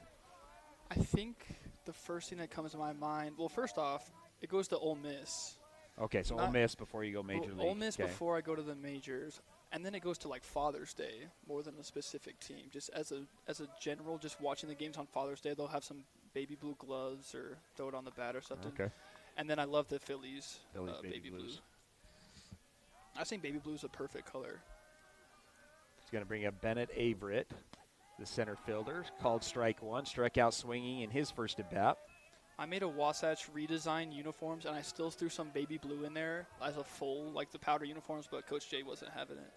Well, you were just a year too soon because the soccer team here at Wasatch wears pink uniforms. That's their color out there. Apparently they're sick, in quotations, and so even though our colors are black and yellow, hey, when you're state champs, I guess you can wear whatever colors you want out on the field. I use that excuse. My senior year of football, I come out of the locker room wearing pink spat and pink gloves, and it's like October 2nd, and Coburn and Coach Roberts are not having it. They're like, you're going to wear what everyone else wears. I'm like, Coach, it's October.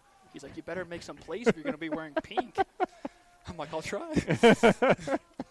Shows how good you were because I think they let you stay in there.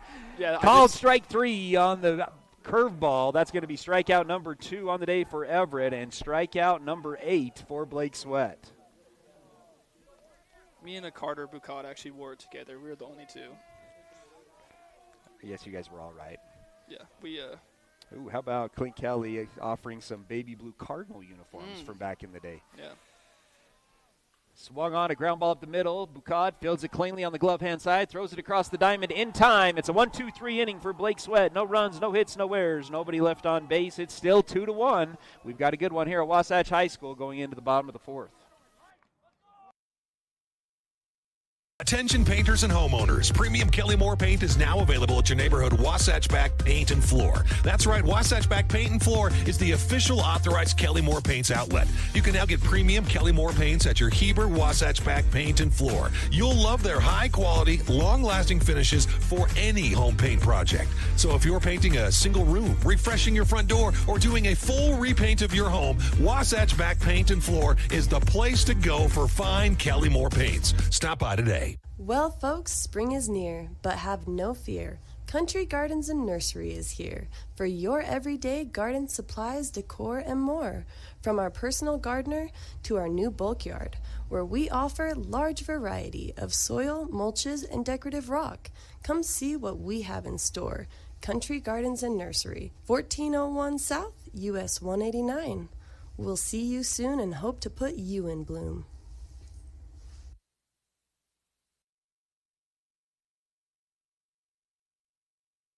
Bottom of the fourth inning action brought to you by Heber Appliance. When you're down to your final out and your fridge goes out, turn your drop the ball into a touch-em-all at Heber Appliance. Increase your at-home satisfaction with Heber Appliance furniture and mattress. Over the break, we were talking about songs and how your senior year football, you had a specific song you wanted to be played after a W and took the liberty to leave this sideline to go up and make a request, out there. But what was your walk-up song on the baseball side of things? My walk-up song was Magic Stick. I forgot by it too, like Lil' Kim or something like that. It had a good little bounce to it. I actually was watching all the guys go up and hearing the walk-up songs, and that's the part that I miss a lot. It's fun. Everyone gets their little personality in it. No balls, 2 strikes here. It's going to be Mahoney, Fowler, Bassett. 5, 6, 7 up for Wasatch. Mahoney grounded out to the pitcher in his first at-bat. These two actually second cousins.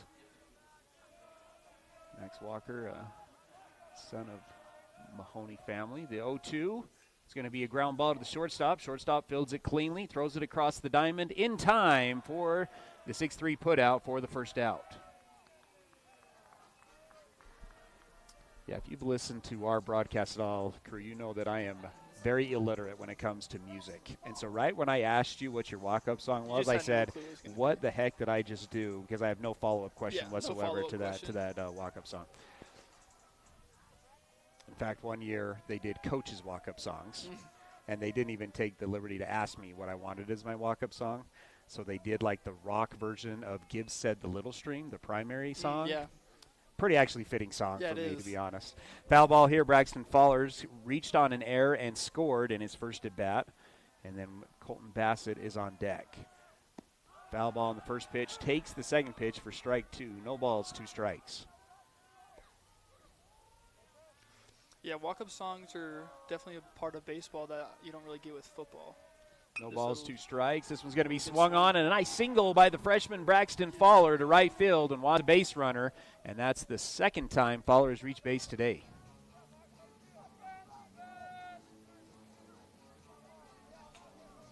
Brings up Colton Bassett, the right fielder today. 263 coming into the game, 1 RBI. Struck out looking in his first at-bat. And then Jacob Bradshaw on deck had the RBI single.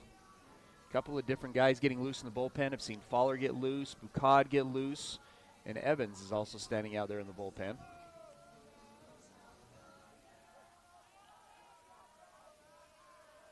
Walker delivers. It's going to be swung on and fouled back. No balls, 1 strike with the runner on first base.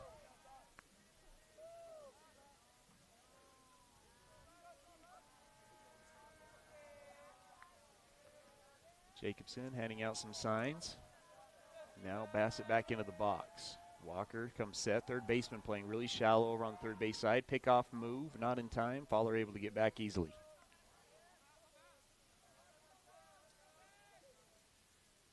Any picks from the NFL draft last night that stuck out at you?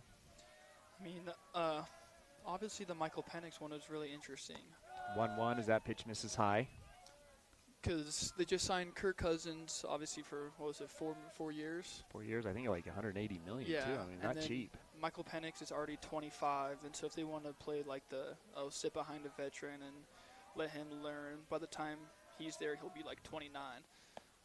But I mean, I always liked Michael Penix. I thought he was good too. So 2-1 count. Yeah, he's an interesting one. Me and Ty have talked about how we like the quarterback that makes the team good that's normally not good. And he won a lot of games at Indiana, exactly. and Indiana doesn't win a lot of football games. That's why I have Drake May over Jaden Daniels.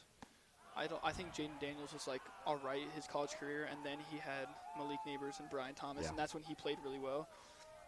So I feel like it's hard for him being 175 pounds and then going to the Commanders and just turning them around instantly. Right. I just don't think that.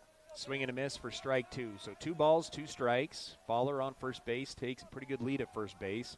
Delivers, swung on and missed. That's strikeout of the day number 2 for Bassett, and the 6th strikeout of the day for Max Walker. And Wasatch has 2 away with Jacob Bradshaw coming up into the box, singled with an RBI in his first at bat, his first RBI on the year. And Jaden Daniels, he relies so heavily like on his legs to make plays, which can sometimes be a problem for rookie quarterbacks. But I was looking yesterday because me and my friend were having this argument. Like Josh Allen, Justin Fields, and Lamar Jackson, you could say are the best 3 runners in the leagues, all have 40 to 60 pounds on him. Yeah, like, right. It's a big difference in the NFL. 1 ball, no strikes here to Bradshaw. Fowler's going to take lead over at first base. Walker comes set. Delivers the 1-0. And that's going to be a foul ball. Actually, this thing might go fair. It's going to bounce down the first base side. That ball was thrown behind Bradshaw. Didn't pull the bat down, and it went off his bat nearly fair down the first base side. It is picked up foul, but 1 ball, 1 strike. That one missed badly, but it ends up paying off for Walker. Those are the best when you're a pitcher. You get a free strike. 1-1 the count. Pitch, swung on and missed. 1 ball, 2 strikes.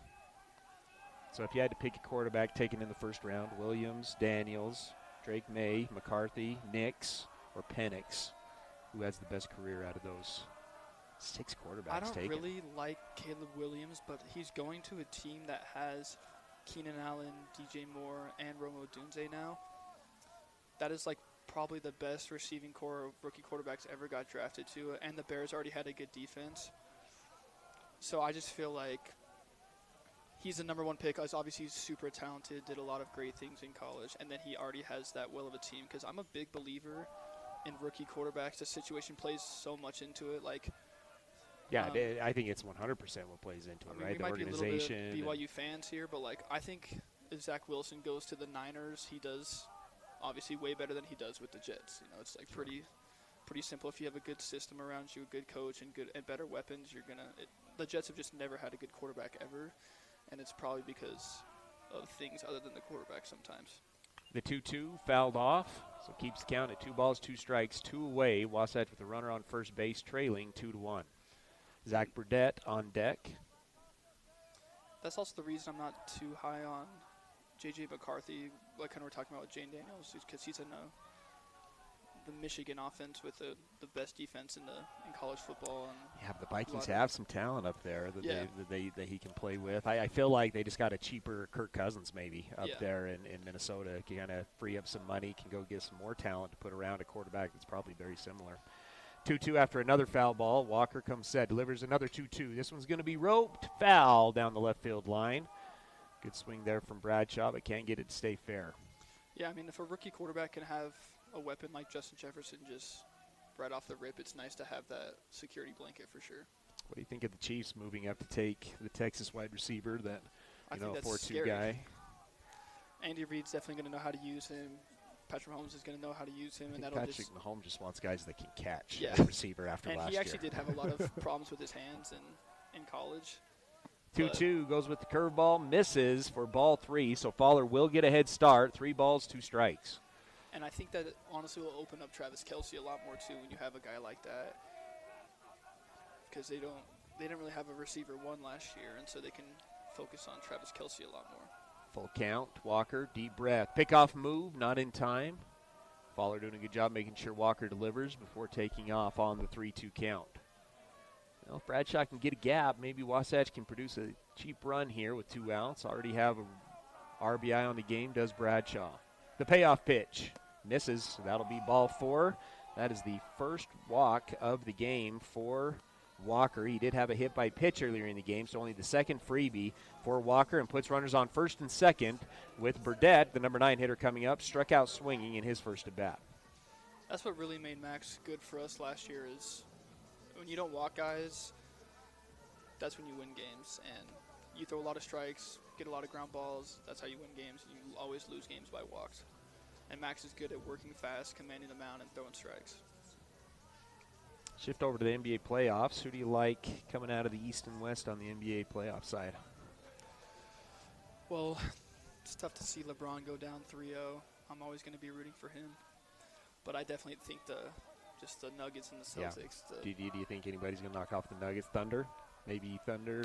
Who's the biggest threat to the Nuggets in the West? That one misses low and outside for ball one. I think the Thunder are just a little bit too young. They're going to be really good these next 10 years. They have so many draft picks too, and they have so much chemistry. I think the Nuggets are still going to take them down. I do think the Thunder is the biggest threat for them. Yeah, more than the T-Wolves. I kind of like that T-Wolves team. Yeah, I like Anthony Edwards. I think he's kind of got that killer. I love Anthony Edwards. Foul ball moves down to 1 ball, 1 strike. Rudy Gobert is obviously a great interior defender. That'd be a scary one too. And do you trust the Celtics? You really don't trust anybody in the East. Yeah, I never. But I they just lost to a Jimmy Butler-less Heat team. I mean, does that worry you? But I mean, they've been so dominant all year. I've always said the Celtics are fraudulent, and I never believed them. But this year, it's actually like maybe this is the year to actually believe in them. I think if Kristaps Porzingis stays healthy too, which is the biggest factor for them. If he stays healthy, then that's when they'll be that good. You got a Bucks team without Giannis right now. The Knicks, you don't trust the Knicks, right? Yeah. They're down 2-1 now, actually, to the Sixers after last night. Doesn't seem like the East is as deep as it's been. Yeah, it really isn't. 1-2.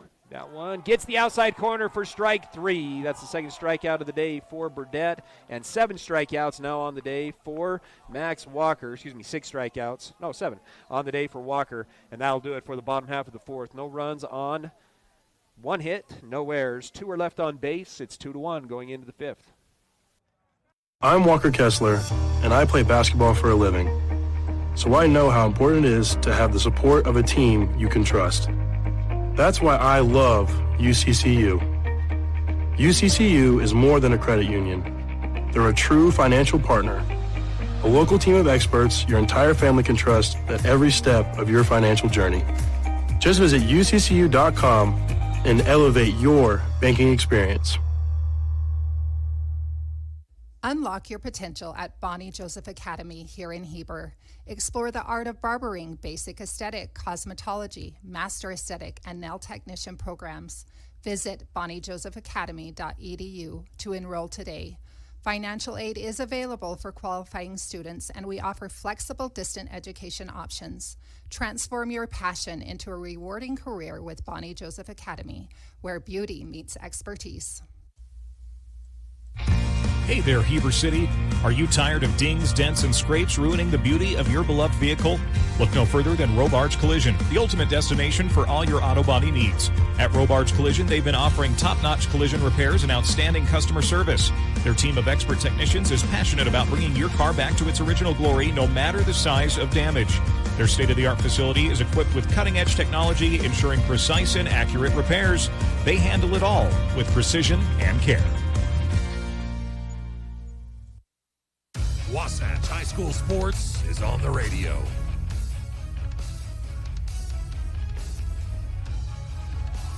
Top of the 5th brought to you by Physical at the Pit Stop. Do you sometimes feel dizzy or unstable? If so, Physical at the Pit Stop has good news. Falls are preventable. Give them a call at 435-654-5607 for a free fall risk assessment.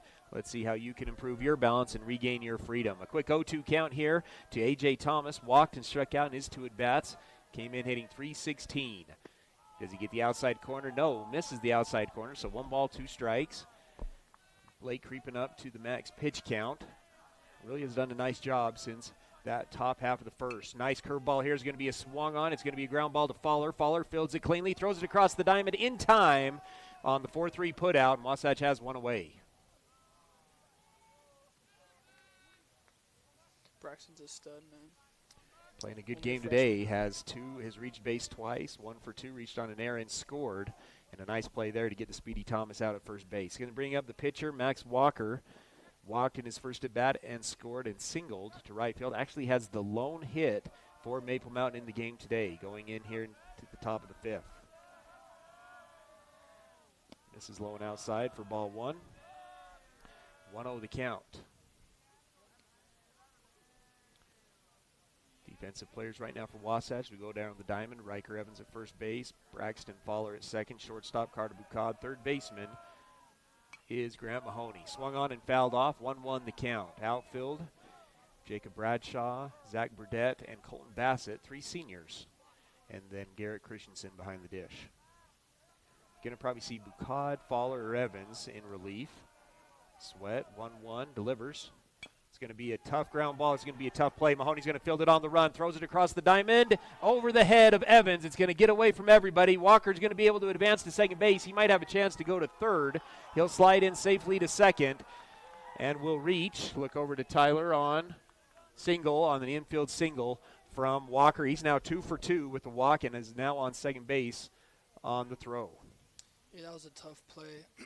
Max is pretty fast going down that line, and it was a weak hit to third. Grant has to come up hard, get it out of his glove quick, and fire over to first.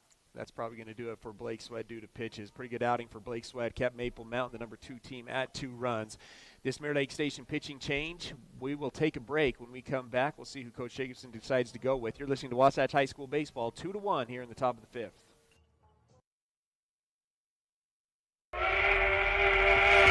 Are you ready for lunch? Well, the Dairy King, home of the train, is serving the best foods with friends and family in the Valley and have been the winner of Best of State for 19 years. They've recently been named the official Best of Utah for their milkshakes. You've got to try their delicious train burger with an Oreo shake. They also have those yummy salads that just hit the spot, or you can try a turkey breast sandwich that tickles the taste buds. They've proudly been serving the Heber Valley for 75 years. That's the Dairy King, home of the train, serving deliciousness daily. Stop in today. Attention all sideliners. Economists and investors have said recently, if you are saving money and waiting to buy, I'd reconsider even at current interest rates. Reports have shown that the masses move or not move based on the behavior of interest rates.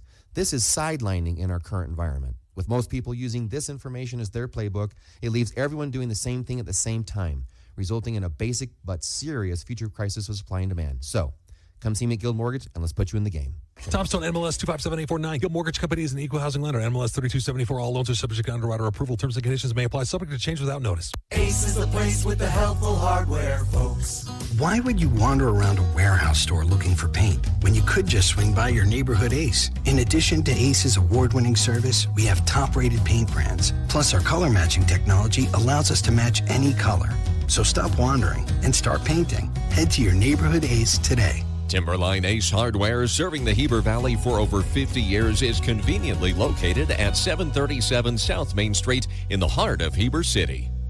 Hi, this is Nicole with Mountain Refined Furnishings and Flooring. And if you didn't know, we've recently partnered with Mattress Warehouse of Utah to bring you the largest selection of mattresses around. The team at Mountain Refined prides themselves on making your home a place where you love to be. We offer a large selection of furnishings, flooring, window treatments, gifts, decor, and so much more.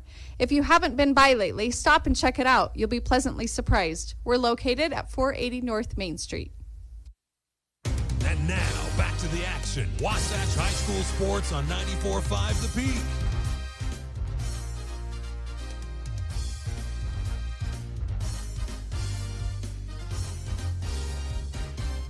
Pitching change brought to you by Mirror Lake Station, voted best donuts in Utah. Owners David and Kristen Wade have grown to love their Chevron family and appreciate your support. If you go up to Mirror Lake Station, what donut are you looking for? I'm a big maple guy and an apple fritter guy. Yeah.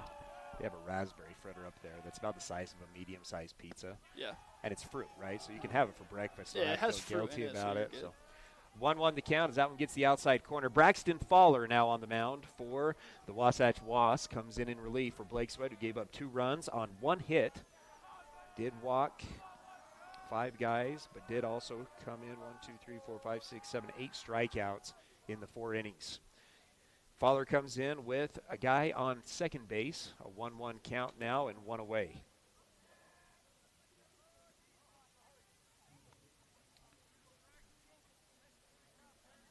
Fowler started game 1 of this week on Wednesday. Comes in with 2 wins on the year on the mound for Wasatch. 23 innings pitched and has a 5.48 ERA. That one misses as well, so moves the count to 2-1.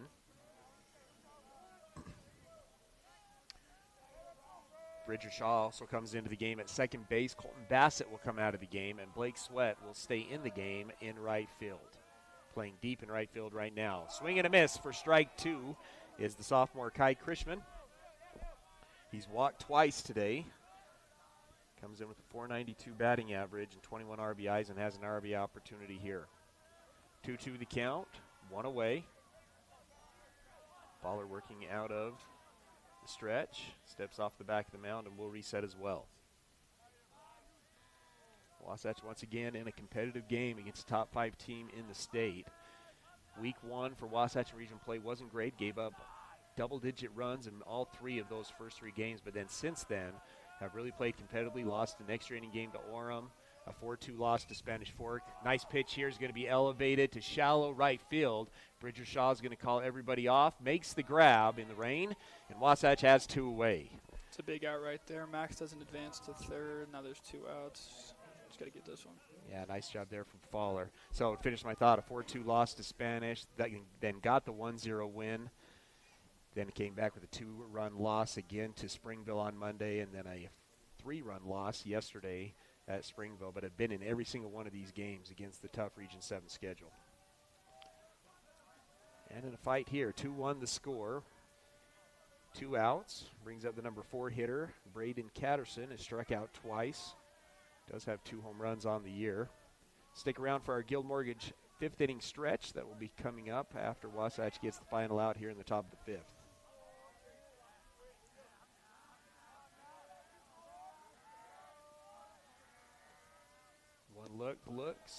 One look delivers, and that one's going to be low and away for ball 1.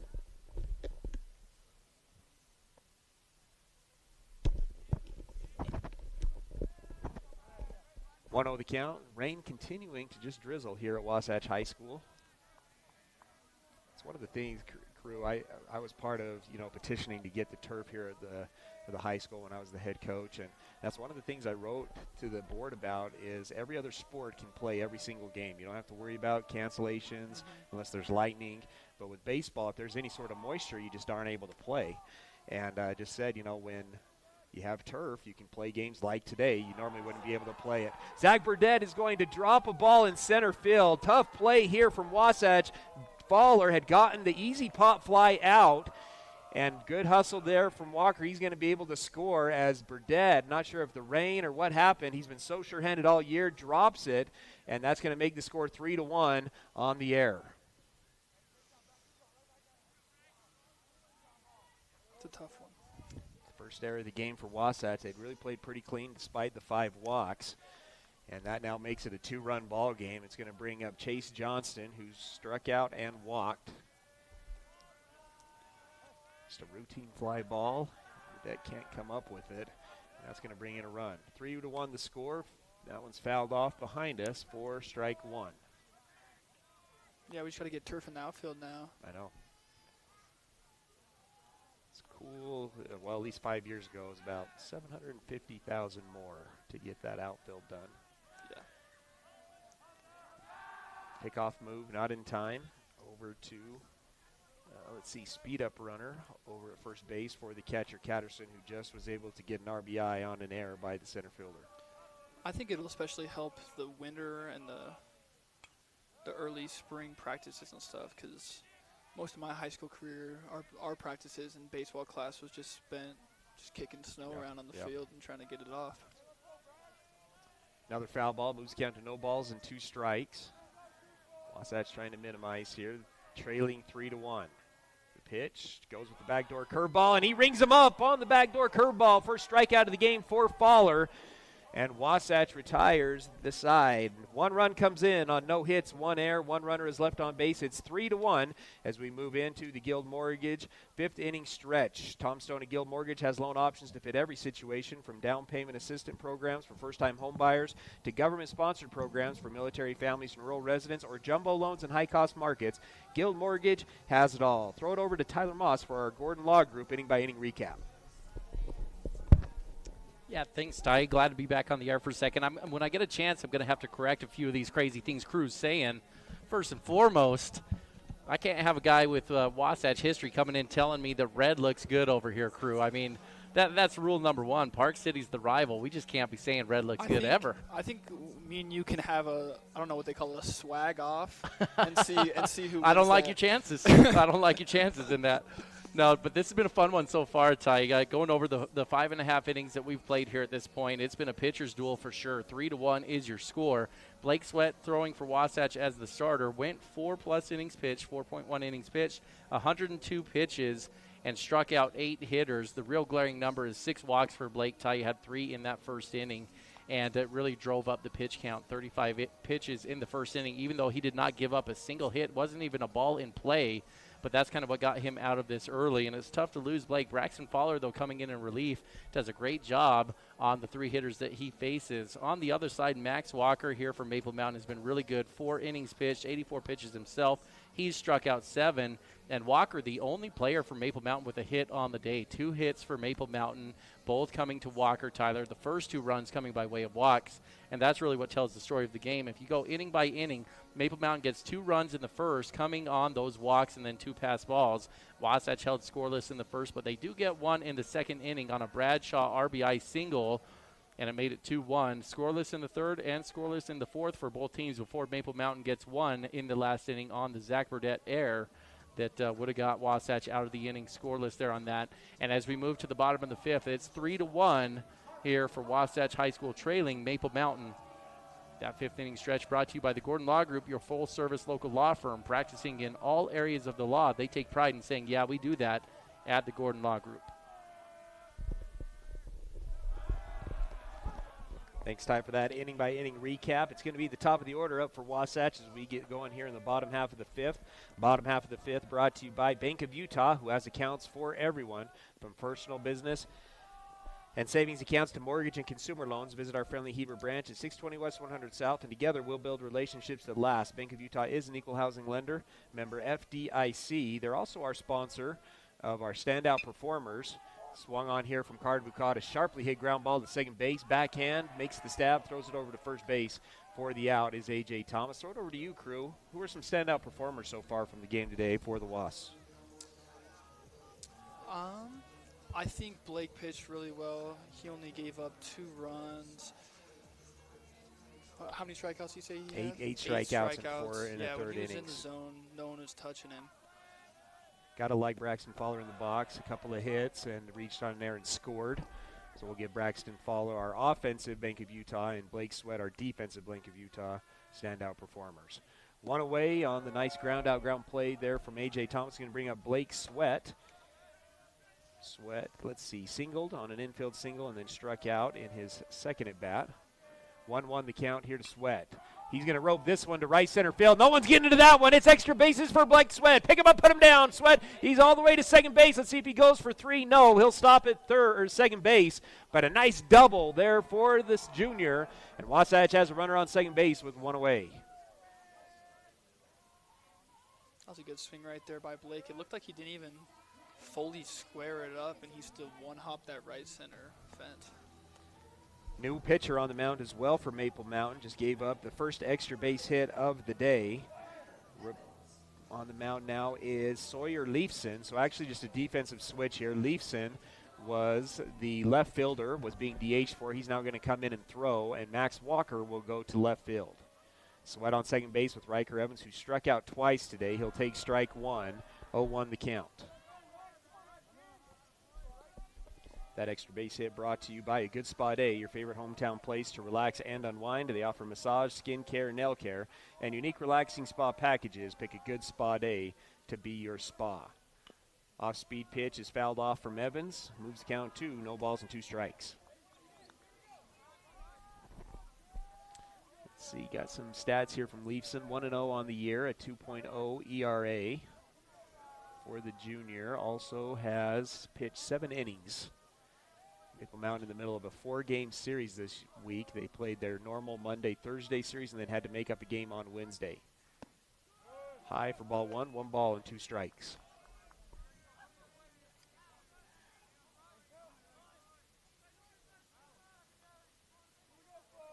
One away, Sweat just doubled to the right center field gap. Wasatch trailing 3-1 after giving up a run there in the top of the 5th. Inside corner, gets the inside corner. That's strikeout number 3 on the day for Riker Evans. And the first strikeout of the day for Leafson, and that's going to move it to 2 outs with runner on second base for Crew Baxter, who was our Bank of Utah standout performer yesterday as he hit a 2-run home run over the right field wall at Springville High School. Do you think we have the biggest field in the region? I think everybody, Maples moved their fence in. Salem's is still the same. It's still, I think it's similar, but I think Wasatch's is the biggest. Yeah, because Springville moved theirs in. Way in. Like it's more like kind of that Desert Hills, like 315, 365 to the it center. Used to be like 420. Yeah, it was big. It was big. Yeah, Wasatch might be the biggest now in the region. That wind's always blowing in too. Ground ball to the second baseman, fielded cleanly, and Maple Mountain gets out of the inning. No runs on 1 hit, no errors, 1 runner's left on base. It's still 3-1 as we move into the 6th.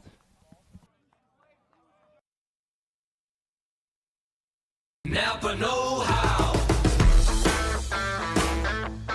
Your local Napa Auto Parts, Wasatch Auto Parts at 105 North Main Street in Heber City stocks auto parts, tools and equipment, and many other items for heavy-duty trucks, marine, and farming equipment. Stop in today at Wasatch Auto Parts, 105 North Main Street in Heber City, a proud sponsor of Wasatch Wasp Sports.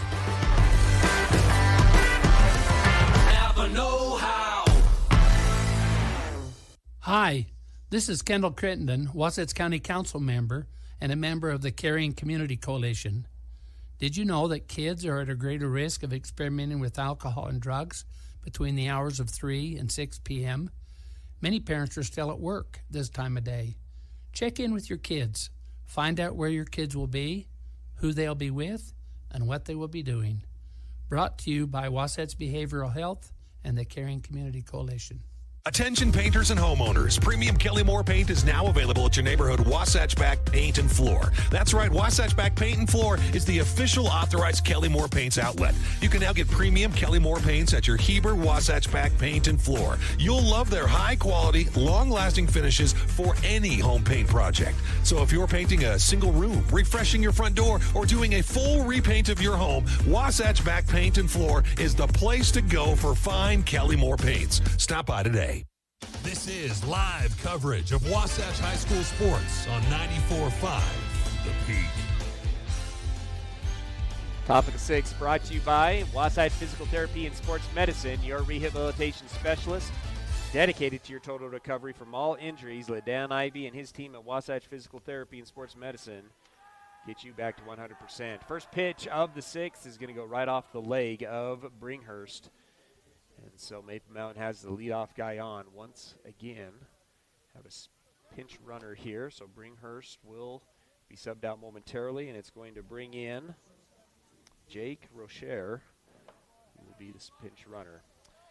It'll be 6-7-8 up for Maple Mountain here in the top of the 6th. Bringhurst just was hit by pitch. Now it's going to bring up Hyatt with Everett on deck.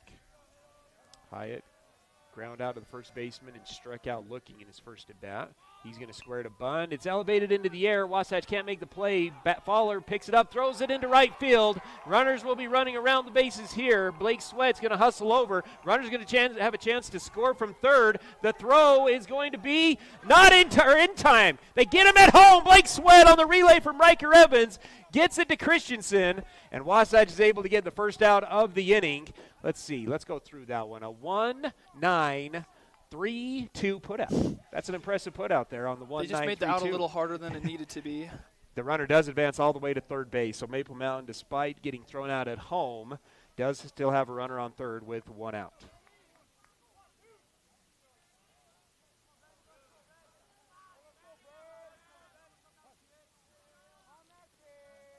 So runner on third base. One away with the center fielder, Averett, up. Pretty good pitch there, but it's called ball one. Winfield playing in for Wasatch, trying to keep that runner at third base.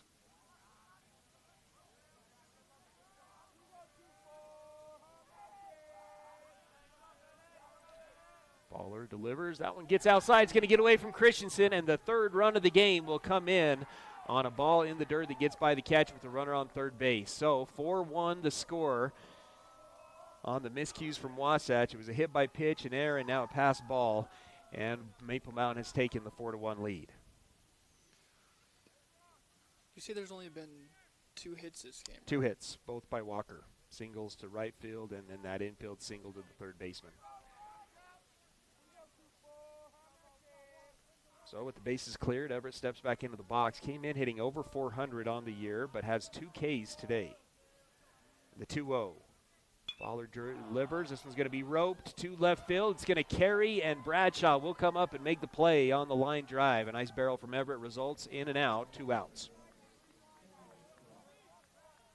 Is there anything more frustrating in baseball than a good barrel like that doesn't result in anything? Yeah. I was having this argument. I was like, would you rather strike out or just hit one like 120 right at the center fielder? I'm obviously going to take the good barrel because coach will be happy with you, but it does suck. Tyler Moss over there shaking his head. He thinks there's something more frustrating than a barrel that doesn't get on base. Getting walked? Oh. Being a pitching coach and having your pitcher walk, guys, is what he's saying over there. 1 ball, no strikes to the number 9 hitter. Spouls that one off. The number 9 hitter is Colby Warren, the right fielder, is grounded out to the left side both times to the third baseman and then to the shortstop. Batting average now below 300. Does have 3 doubles on the year. Playing right field today for the Golden Eagles, who now lead 4-1. Baller delivers, goes with the off speed, can't get the outside corner, moves the count to 2-1. I will say, though, when you're pitching, there's not a much better feeling than when they barrel one up and it's just a nice out. Yeah. 2-2 the count as that ties it up, gets the outside corner that time. Top of the order on deck. I actually think something more frustrating than lining out is when you're pitching and they have horrible contact and it drops. Yeah, that's true. That's probably more frustrating. That's the worst. But that's just how baseball is. You get some of those to drop too. So. Yep. Misses outside, so that fills up the count. 3 balls, 2 strikes. Fowler working out of the windup. The payoff pitch. This one's going to be a line drive single over to the second baseman's head into the right center field gap. Runner rounds first, takes a big lead round first, but will scamper back to the bag. And the 2-out single extends the inning and brings us to the top of the order to A.J. Thomas, who walked, struck out, and grounded out to the second baseman in his 3 at-bats. Only the 3rd hit of the day for Maple Mountain, and that'll earn a trip to the mound from Coach Jacobson. We're going to take a break. Score 4-1, 2 outs here in the top of the 6th. Well, folks, spring is near, but have no fear. Country Gardens and Nursery is here for your everyday garden supplies, decor, and more. From our personal gardener to our new bulk yard, where we offer large variety of soil, mulches, and decorative rock. Come see what we have in store. Country Gardens and Nursery, 1401 South, US 189. We'll see you soon and hope to put you in bloom. I'm Walker Kessler, and I play basketball for a living. So I know how important it is to have the support of a team you can trust. That's why I love UCCU. UCCU is more than a credit union. They're a true financial partner. A local team of experts your entire family can trust at every step of your financial journey. Just visit uccu.com and elevate your banking experience. Big O Tires in Heber is your one-stop shop for tires and service. What was once Point S is now Big O Tires. Same service, but different name. We're locally owned and operated and want to help you get your vehicle ready to road trip this summer. Stop in for all your name brand tires, oil changes, alignments, brakes, batteries, shocks, struts, and a whole lot more. Plus, Big O Tires offers financing options to fit any budget or any situation. Visit us today. Big O Tires, the team you trust. Hey there, Heber City. Are you tired of dings, dents, and scrapes ruining the beauty of your beloved vehicle? Look no further than Robards Collision, the ultimate destination for all your auto body needs. At Robards Collision, they've been offering top-notch collision repairs and outstanding customer service. Their team of expert technicians is passionate about bringing your car back to its original glory, no matter the size of damage. Their state-of-the-art facility is equipped with cutting-edge technology, ensuring precise and accurate repairs. They handle it all with precision and care. 5, 4, 3, 2, 1. KTMP, Heber City, and live sports coverage with Ty and Ty. Riker Evans is on the mound for our Mirror Lake Station pitching change. He's going to start it off with the leadoff guy, A.J. Thomas. First pitch. He's going to get Thomas right in the back for a hit by pitch. So puts 2 runners on base. Wasatch already trailing 4-1 here in the top of the 6th. And brings up Max Walker, who's 2 for 2 today. Walked in his first at bat, single to right field, and then an infield single to the third baseman. Comes up with an RBI opportunity here. 15 RBIs on the year. Hitting .259 coming into today's game. Pitch, off-speed pitch is in there for strike 1.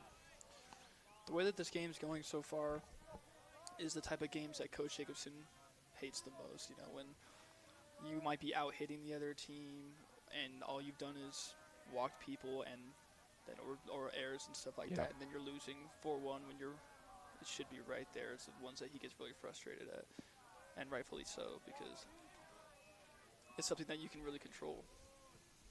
It's the second hit by pitch of the inning.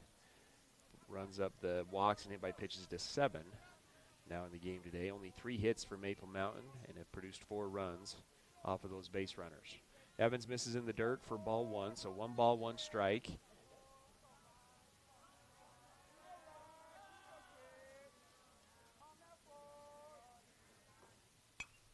This one's going to be swung on. It's a foul ball. Is it going to stay in play?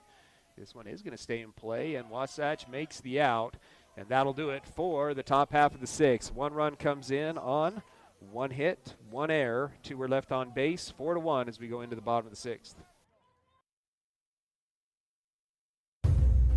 Chad here from Mountain West Trailers. Celebrating 20 years in business, we know you value strength and reliability. Whether it's for work or play, our dump and equipment trailers are built to last. Enclosed cargo trailers for business and fun, or open utility trailers for everything in between. With expert sales, parts, and service, we've got you covered. Mountain West Trailers is always right behind you. Visit us at mountainwesttrailer.com or stop by at 1470 South Highway 40 here in Heber. Unlock your potential at Bonnie Joseph Academy here in Heber. Explore the art of barbering, basic aesthetic, cosmetology, master aesthetic, and nail technician programs. Visit bonniejosephacademy.edu to enroll today. Financial aid is available for qualifying students, and we offer flexible distant education options. Transform your passion into a rewarding career with Bonnie Joseph Academy, where beauty meets expertise.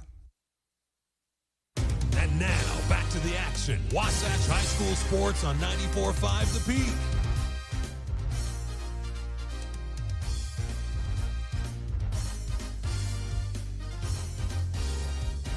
Bottom of the 6th brought to you by Gravity Coalition, offering the best in bikes, skis, snowboards, skateboards, and more in the Heber Valley. Personalized service, sales, and repair for the gear you love. Gravity Coalition in Midway, Utah, or gravitycoalition.com. This is a cool shop. It'll be Mahoney, Fowler, Bassett to lead it off here in the bottom of the 6th. Wasatch needing 3 runs to tie up the ball game, trailing 4-1. Curveball strike 1, fastball strike 2. 0-2 the count here to Mahoney. Fowler on deck.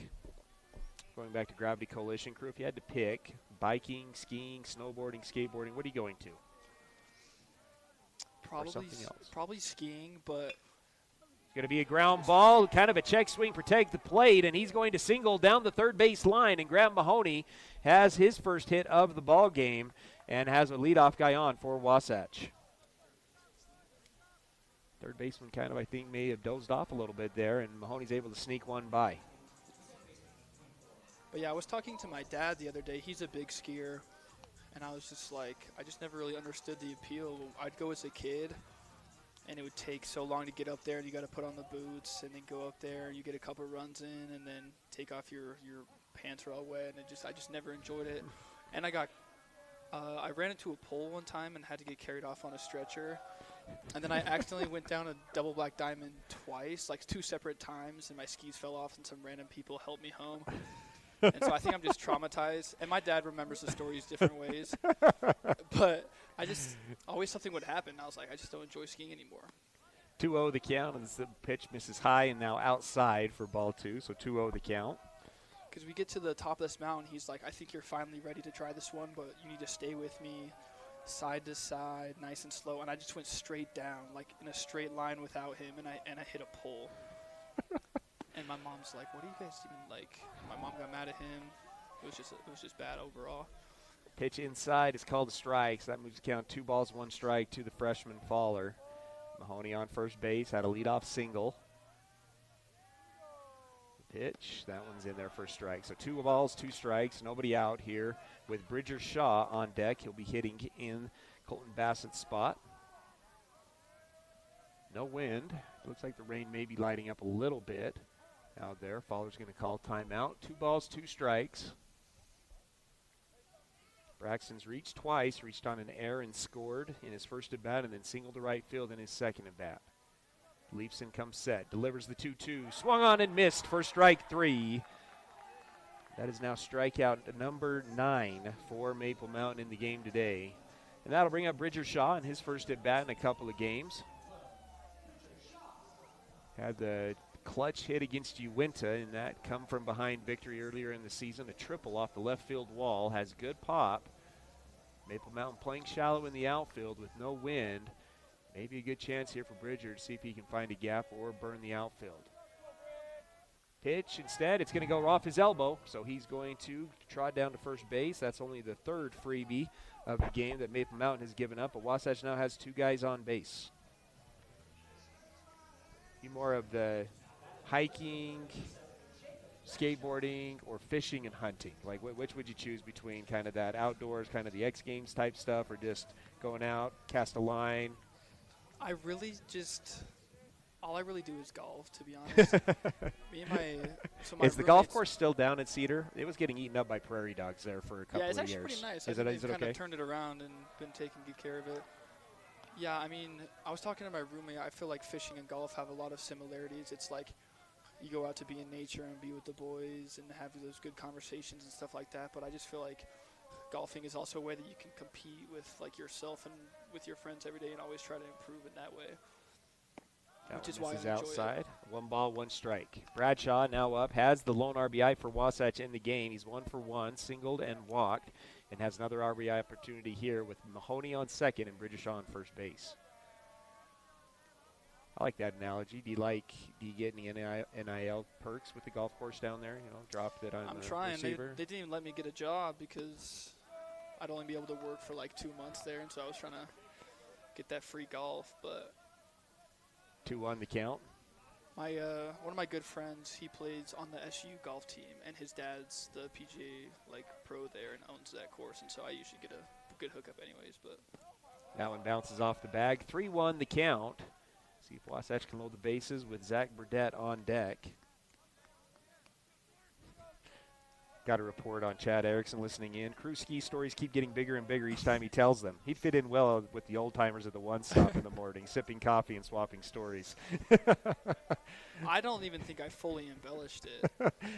3-1 the count. That one's in there for a strike. So that will fill up the count. 3 balls, 2 strikes, 1 away with runners on first and second. Bradshaw representing the tying run in the box on the left-hand side.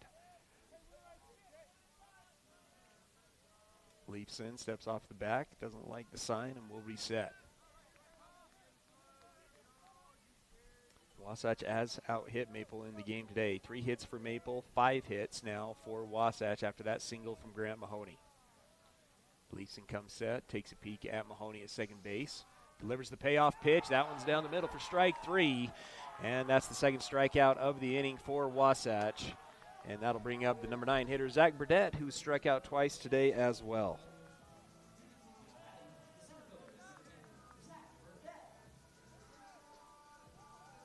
So first and second, Wasatch still with a chance to climb back into this thing, trailing 4-1. Gave up 2 in the top of the first, then 3 goose egg innings, and then gave up 1 in both the top of the 5th and the 6th. Wasatch down to their 4 final outs. That one's also in there for a strike with the top of the order on deck.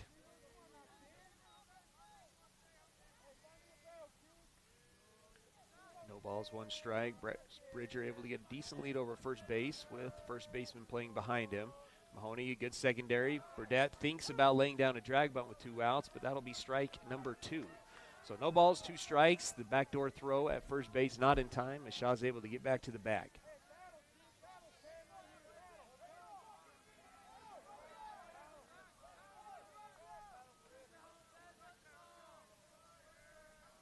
Leeson comes set, takes a look at Mahoney, delivers the 0-2, swung on and missed, and 3 strikeouts in the inning for Leeson. And Wasatch not able to push across to run. No runs on 1 hit, no errors. 2 are left on base. We're down into the final inning. 4-1 the score.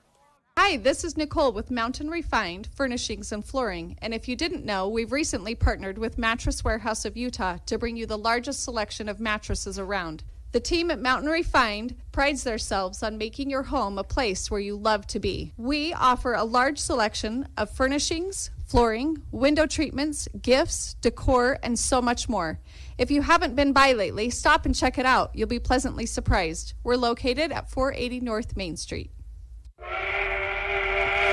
Are you ready for lunch? Well, the Dairy King, home of the train, is serving the best foods with friends and family in the Valley and have been the winner of Best of State for 19 years. They've recently been named the official Best of Utah for their milkshakes. You've got to try their delicious train burger with an Oreo shake. They also have those yummy salads that just hit the spot, or you can try a turkey breast sandwich that tickles the taste buds. They've proudly been serving the Heber Valley for 75 years. That's the Dairy King, home of the train, serving deliciousness daily. Stop in today. And now, back to the action. Wasatch High School Sports on 94.5 The Peak.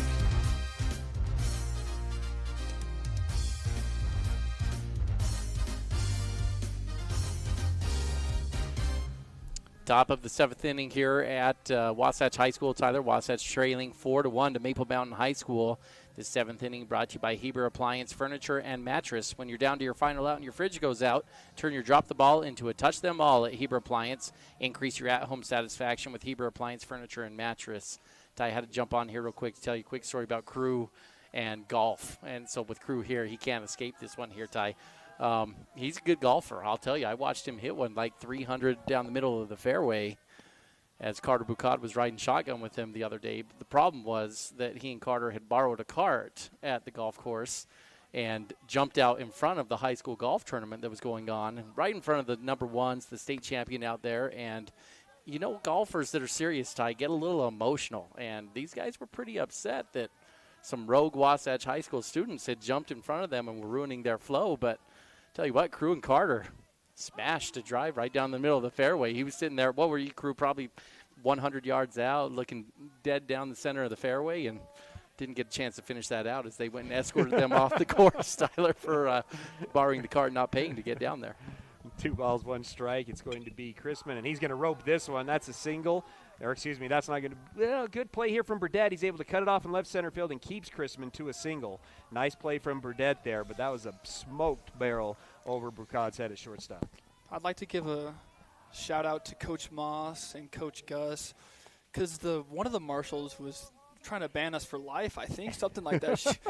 Coach Moss was like, no, they're good kids, I promise. She was really angry at us. Yeah, she was coming for heads. And I was 1 under through 2, had a good shot going into the second hole. I had a round ahead of me. I had a round ahead of me.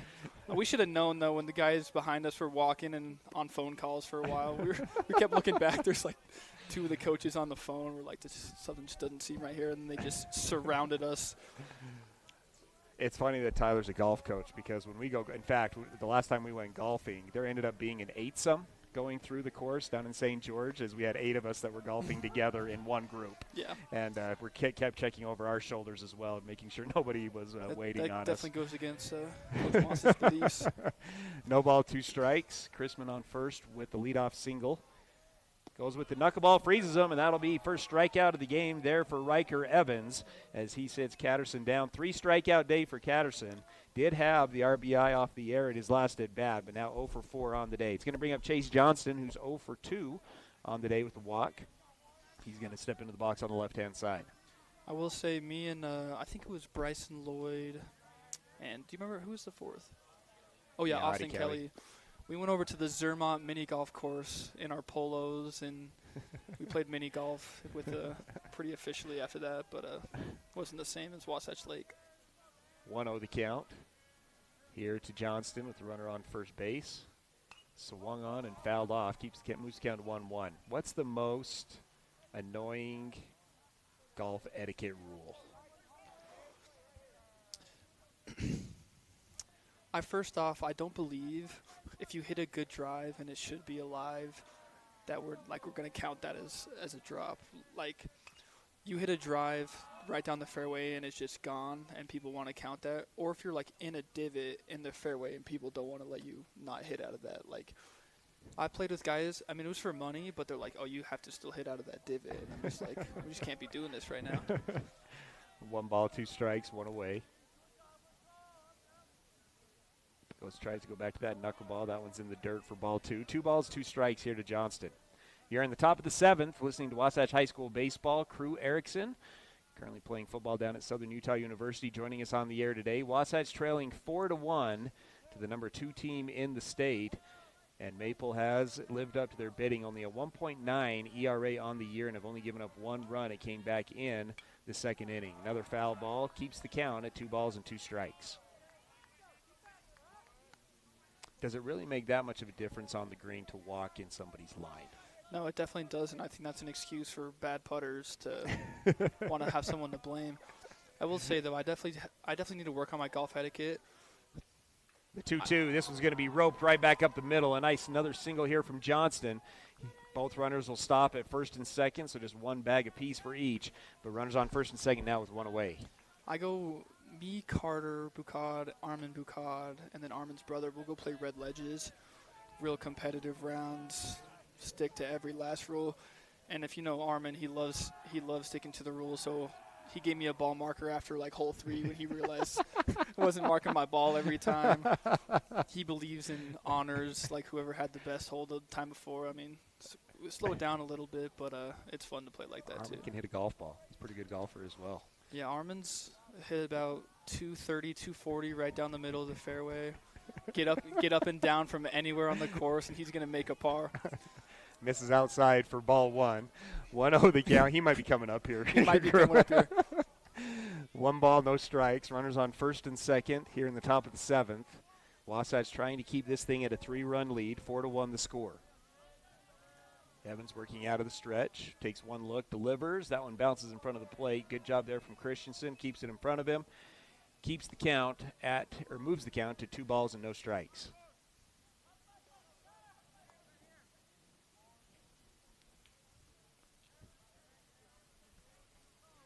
Sounds like Armin coming up the stairs. Evans comes set.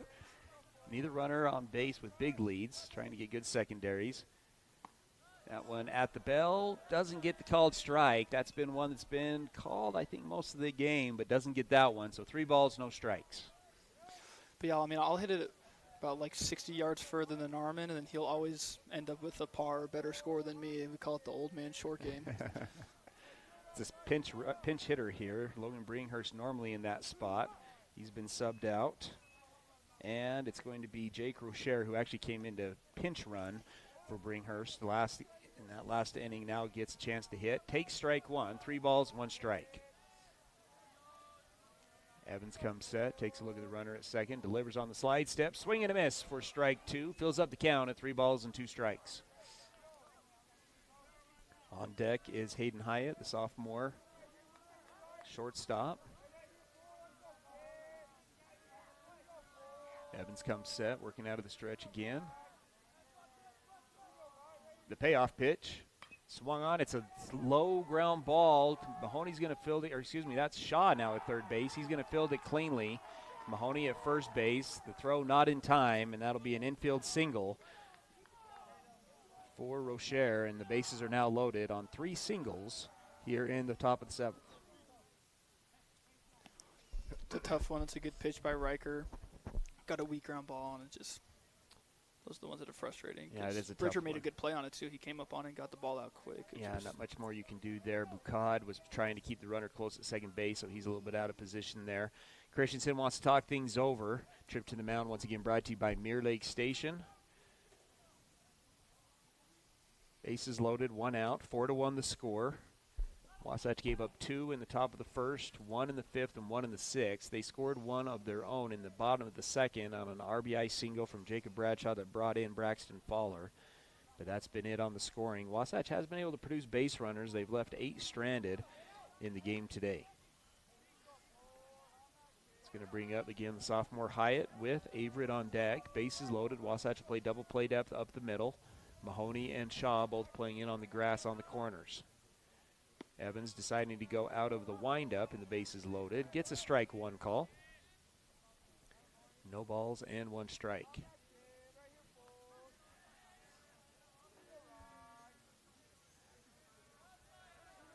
Evans back into the windup, delivers the 0-1. This one's going to be swung on and fouled off. Moves the count to no balls and 2 strikes.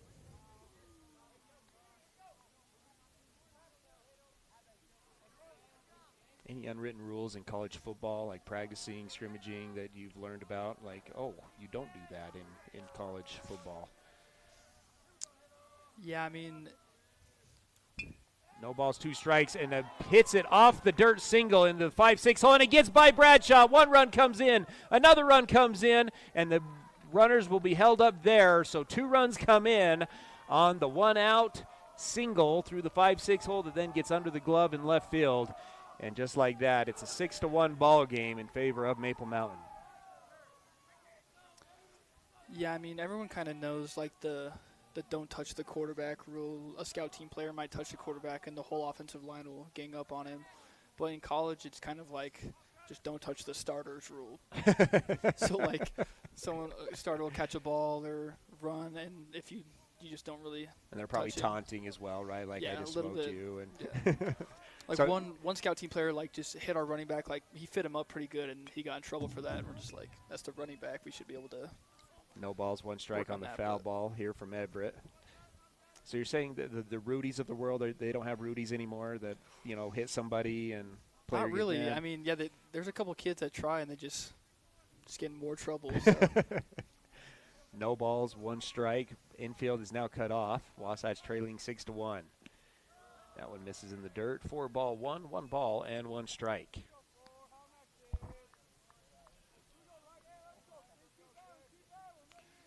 Are the offensive linemen as scary as they seem to be? No, they're all actually, like, the nicest guys on the team. Definitely, because, I mean, you have to have a little bit of a, like, protective side to you, I think. I mean, the D-line is definitely the scarier ones. Oh, really? Yeah. You take a defensive lineman in a fight over an offensive lineman? There actually was that. We have basically 2 rules. It's like, don't lay your hand on a woman or don't lay your hand on a teammate. And there was a big fight between the O-line and the D-line. I think the O-lineman won, but he's one of our best O-linemen, and the D-lineman was a backup. So I'd want to see our best on best in that matchup.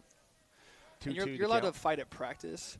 Like, he actually likes a good old practice brawl with the helmets on, but just not outside of the field. 2 balls, 2 strikes. Goes back to the knuckleball, foul ball. Runners on second and third, 2 runs in on the inning. 4 hits coming into the 7th. Maple Mountain had only produced 3 hits total, but they have 4 singles now in the game in this inning alone. 6-1 the score. Averett back into the box. 0 for 3 today. Couple of Ks and a line out to left field. Pretty good barrel. Gets him to swing and miss at this one.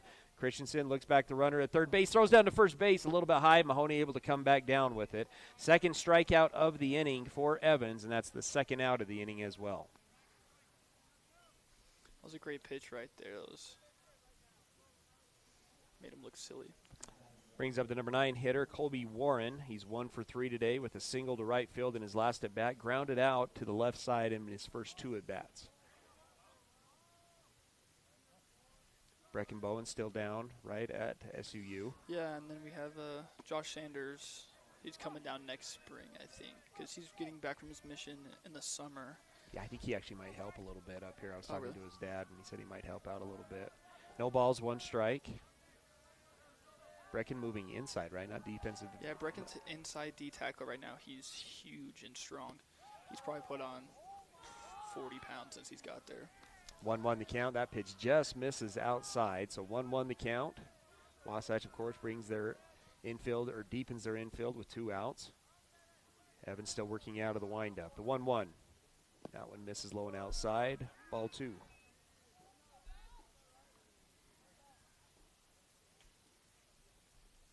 Is there a position on the team that everyone kind of rolls their eyes because they don't, get work as hard or not pushed as hard as other positions? Kind of the favorites. When we do team runs, it's kind of offensive skill, defensive skill. 2-1. This ball's smoked. It's to the backhand side of Faller. That one's going to go underneath the glove. Can't come up with it on the single up the middle. 2 more runs will come in. And Maple Mountain has blown this thing open. It's now a 7-run lead for Maple Mountain on the 5th single of the inning. That brings in another couple of runs. Yeah, so we'll do team runs, and a lot of it's like change of direction. So you 5 yards, touch with your right, then touch with your left, backpedal this way. Just a lot of directions because they're trying to teach you to be able to think while you run and run while you're tired and think while you're tired, stuff like that. So they'll go offensive skill, defensive skill, quarterbacks, big skill, whatever. And the defensive skill players, like the corners and the safeties, are always the ones messing it up, and everyone has to repeat the rep when someone messes up. And so that's what people kind of get frustrated at. They think they're just trying to go too fast and trying to be the fastest one there, and they're not focused on the little details, and so then everyone has to redo it because of them. Wasatch is going to make a pitching change. It's going to be the senior Colton Bassett on the mound. We'll take a break. Wasatch trailing 8-1 here in the top of the 7th. Attention all sideliners. Economists and investors have said recently, if you are saving money and waiting to buy, I'd reconsider even at current interest rates. Reports have shown that the masses move or not move based on the behavior of interest rates. This is sidelining in our current environment. With most people using this information as their playbook, it leaves everyone doing the same thing at the same time, resulting in a basic but serious future crisis of supply and demand. So, come see me at Guild Mortgage, and let's put you in the game. Tombstone MLS 257849. Guild Mortgage Company is an equal housing lender. MLS 3274. All loans are subject to underwriter approval. Terms and conditions may apply. Subject to change without notice. Ace is the place with the helpful hardware, folks. Our locally owned Ace stores are committed to helping our neighbors and our communities. And because we're in the neighborhood, we can deliver almost anything you need. So shop in store or online for whatever your home or yard needs. Choose from top brands like Milwaukee, Steel, Traeger, and Benjamin Moore. Then pick up in-store, curbside, or we'll deliver your order right to your home. Around the block, what you need in stock, with people who know how to help. See acehardware.com for details. Big O Tires in Heber is your one-stop shop for tires and service. What was once Point S is now Big O Tires. Same service, but different name. We're locally owned and operated and want to help you get your vehicle ready to road trip this summer. Stop in for all your name brand tires, oil changes, alignments, brakes, batteries, shocks, struts, and a whole lot more. Plus, Big O Tires offers financing options to fit any budget or any situation. Visit us today. Big O Tires, the team you trust. 5, 4, 3, 2, 1. KTMP, Heber City, and live sports coverage with Ty and Ty. Pitching change brought to you by Mirror Lake Station, best donuts in Utah. Mirror Lake Station is your stop for gas, groceries, and goodies. Owners David and Kristen Wade invite you to swing by and say hello this season at Mirror Lake Station. Pitches in there for a strike, but gets by the catcher, so the runner will advance to second base. Colton Bassett on the mound now for Wasatch. And he will face off against the top of the order. A.J. Thomas comes up to the plate, 0 for 2 with a base on balls and a hit by pitch. He struck out and ground out to the second baseman, hitting from the right-hand side for the first time today. Thomas only a junior. Bassett comes set, delivers the 0-1. Swung on, fouled off at the third base coach. No balls, 2 strikes.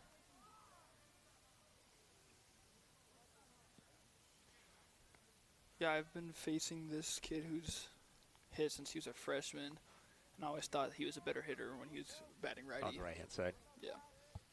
No balls, 2 strikes. Going the righty on lefty, hit lefty against Wasatch's right-handers. Now goes on the right-hand side against the lefty. Bassett looks, runner goes. Pitch is outside and I think a little bit up. Runner's going to go ahead and swipe the bag at third base. So 1 ball, 2 strikes. And now runner on third. Single, strikeout, single, single, single, strikeout, single. Here in the top of the 7th has produced 4 runs in the inning and 8 runs in the game for the Golden Eagles. Again, number 2 team in the state. Might be the cream of the crop team to beat. The 1-2 misses outside. 2-2 now the count.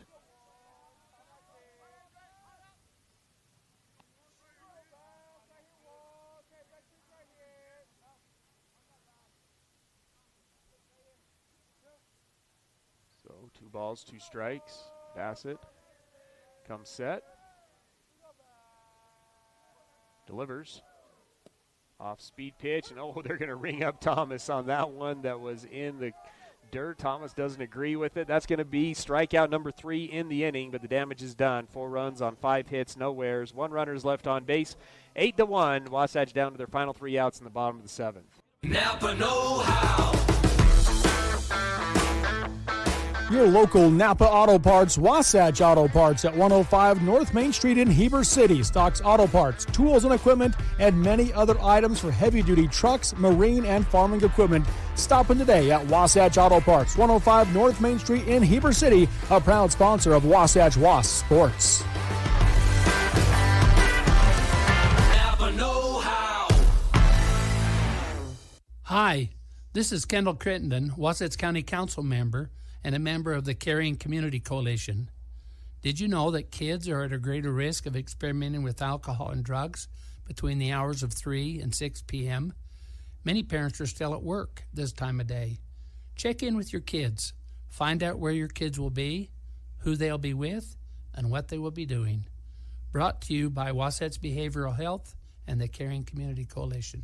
Attention painters and homeowners. Premium Kelly Moore paint is now available at your neighborhood Wasatch Back Paint and Floor. That's right, Wasatch Back Paint and Floor is the official authorized Kelly Moore Paints outlet. You can now get premium Kelly Moore paints at your Heber Wasatch Back Paint and Floor. You'll love their high quality, long lasting finishes for any home paint project. So if you're painting a single room, refreshing your front door, or doing a full repaint of your home, Wasatch Back Paint and Floor is the place to go for fine Kelly Moore paints. Stop by today. And now, back to the action. Wasatch High School Sports on 94.5 The Peak.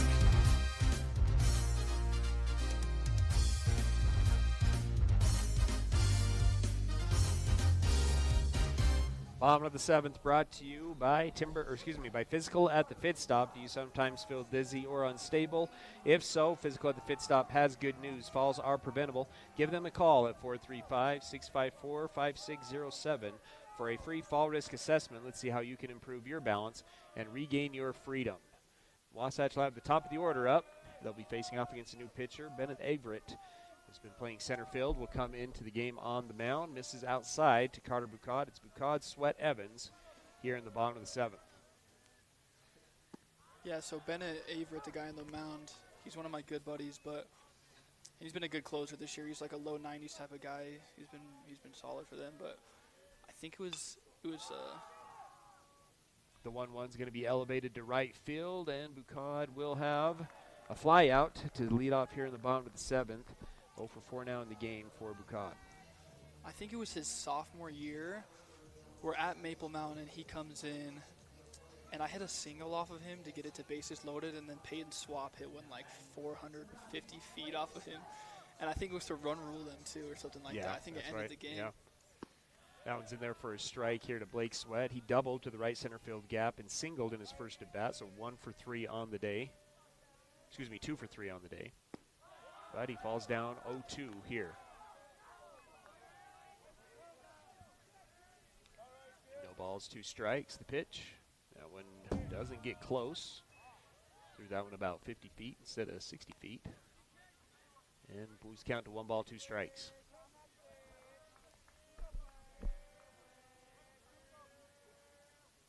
Got one right on that one. Fouls it back to the backstop. Keeps the count at 1 ball and 2 strikes.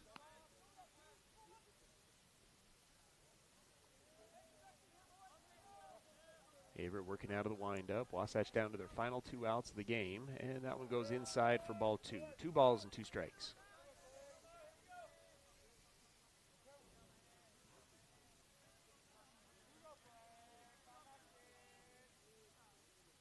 And that one's in there for a strike. Goes to the off speed, gets the inside corner. That is another strikeout. That makes it 12 strikeouts on the day for the Maple Mountain staff. And Wasatch down to their final out. It's going to bring up Riker Evans. He's had a rough day at the plate. 0 for 3. Looking 1, 2, 3, 4, 5, 6 of them. So half of the strikeouts coming by way of looking. Foul ball, 0-1 the count here to Evans.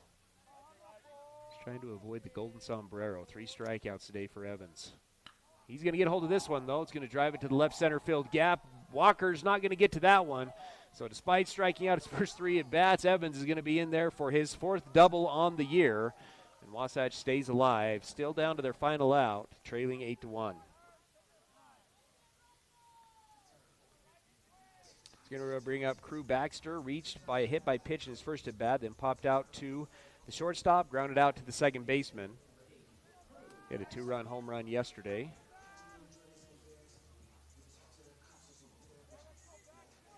Baxter steps in on the left-hand side. Evans on second base. Waller, the only runner to score today, came on an RBI single from Bradshaw. Averett working out of the stretch for the first time today. High leg kick, delivers. Fastball in there for strike 1.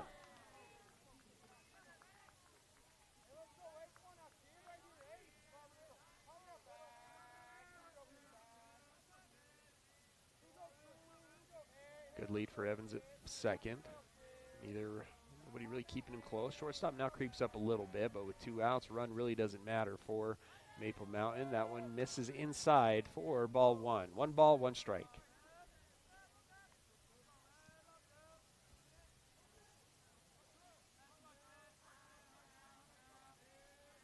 Grant Mahoney on deck, hoping to get an opportunity here in the final inning. The 1-1. And misses. No, gets the outside corner, so that's going to move the count to 1 ball and 2 strikes.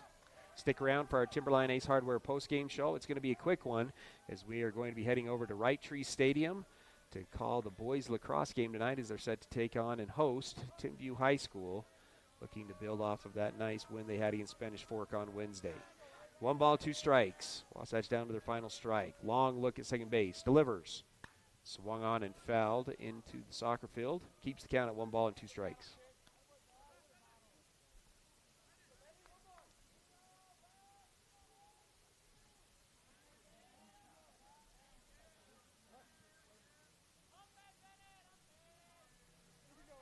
Averett comes set again. Takes 1 look at Evans. Now takes a second look. Leg kick. Delivers. That one misses inside. Actually, I think he got him. Oh, going to call a balk. Can't pause. They're saying he can't pause, and so that's going to move Evans to third base. And so 2 outs, runner on third base, 1-2 the count.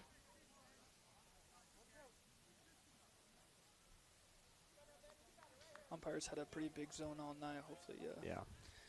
The crew's here to protect and try to put a barrel out there.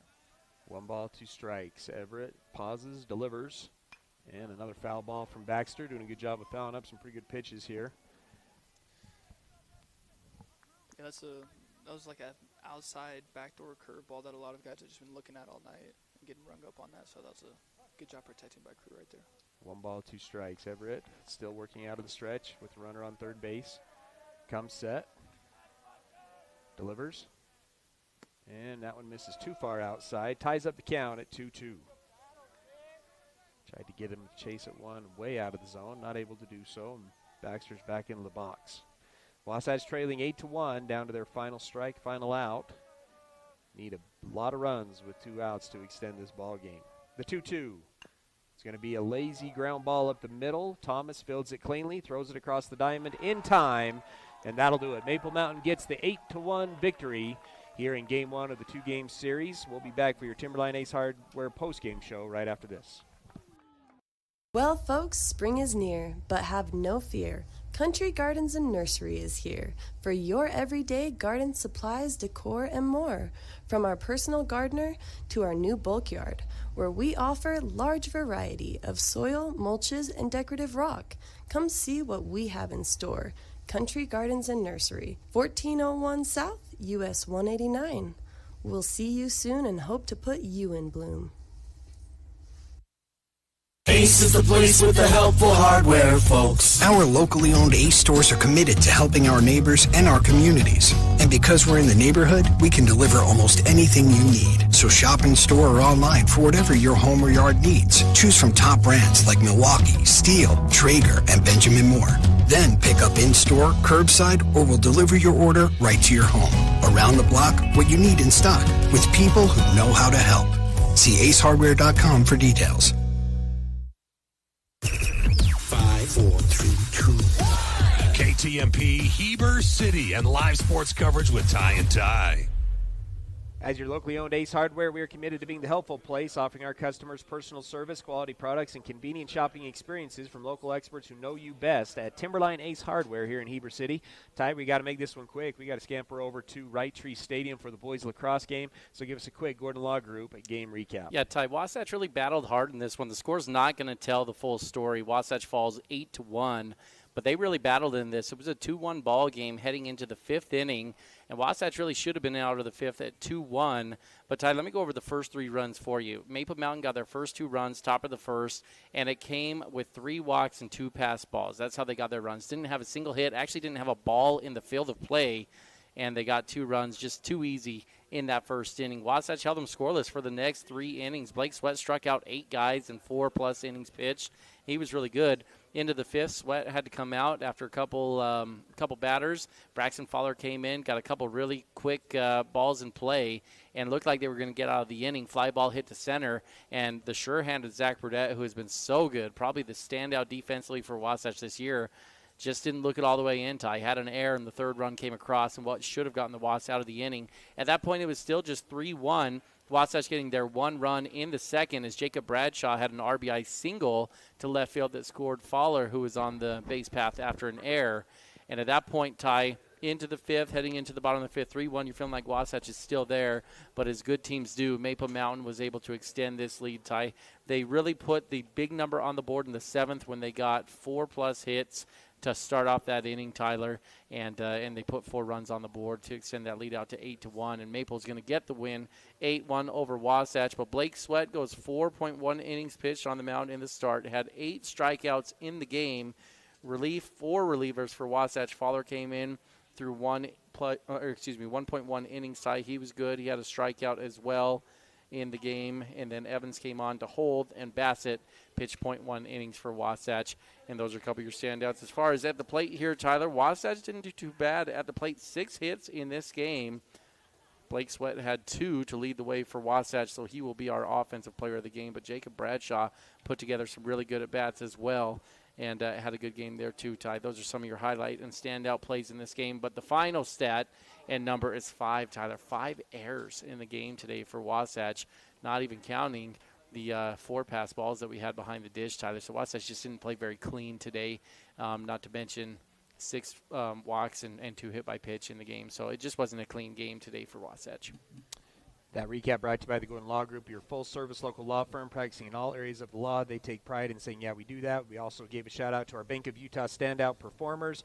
Visit them at their friendly Heber branch at 620 West 100 South, and together we'll build relationships that last. We're going to scamper over to the Right Tree Stadium.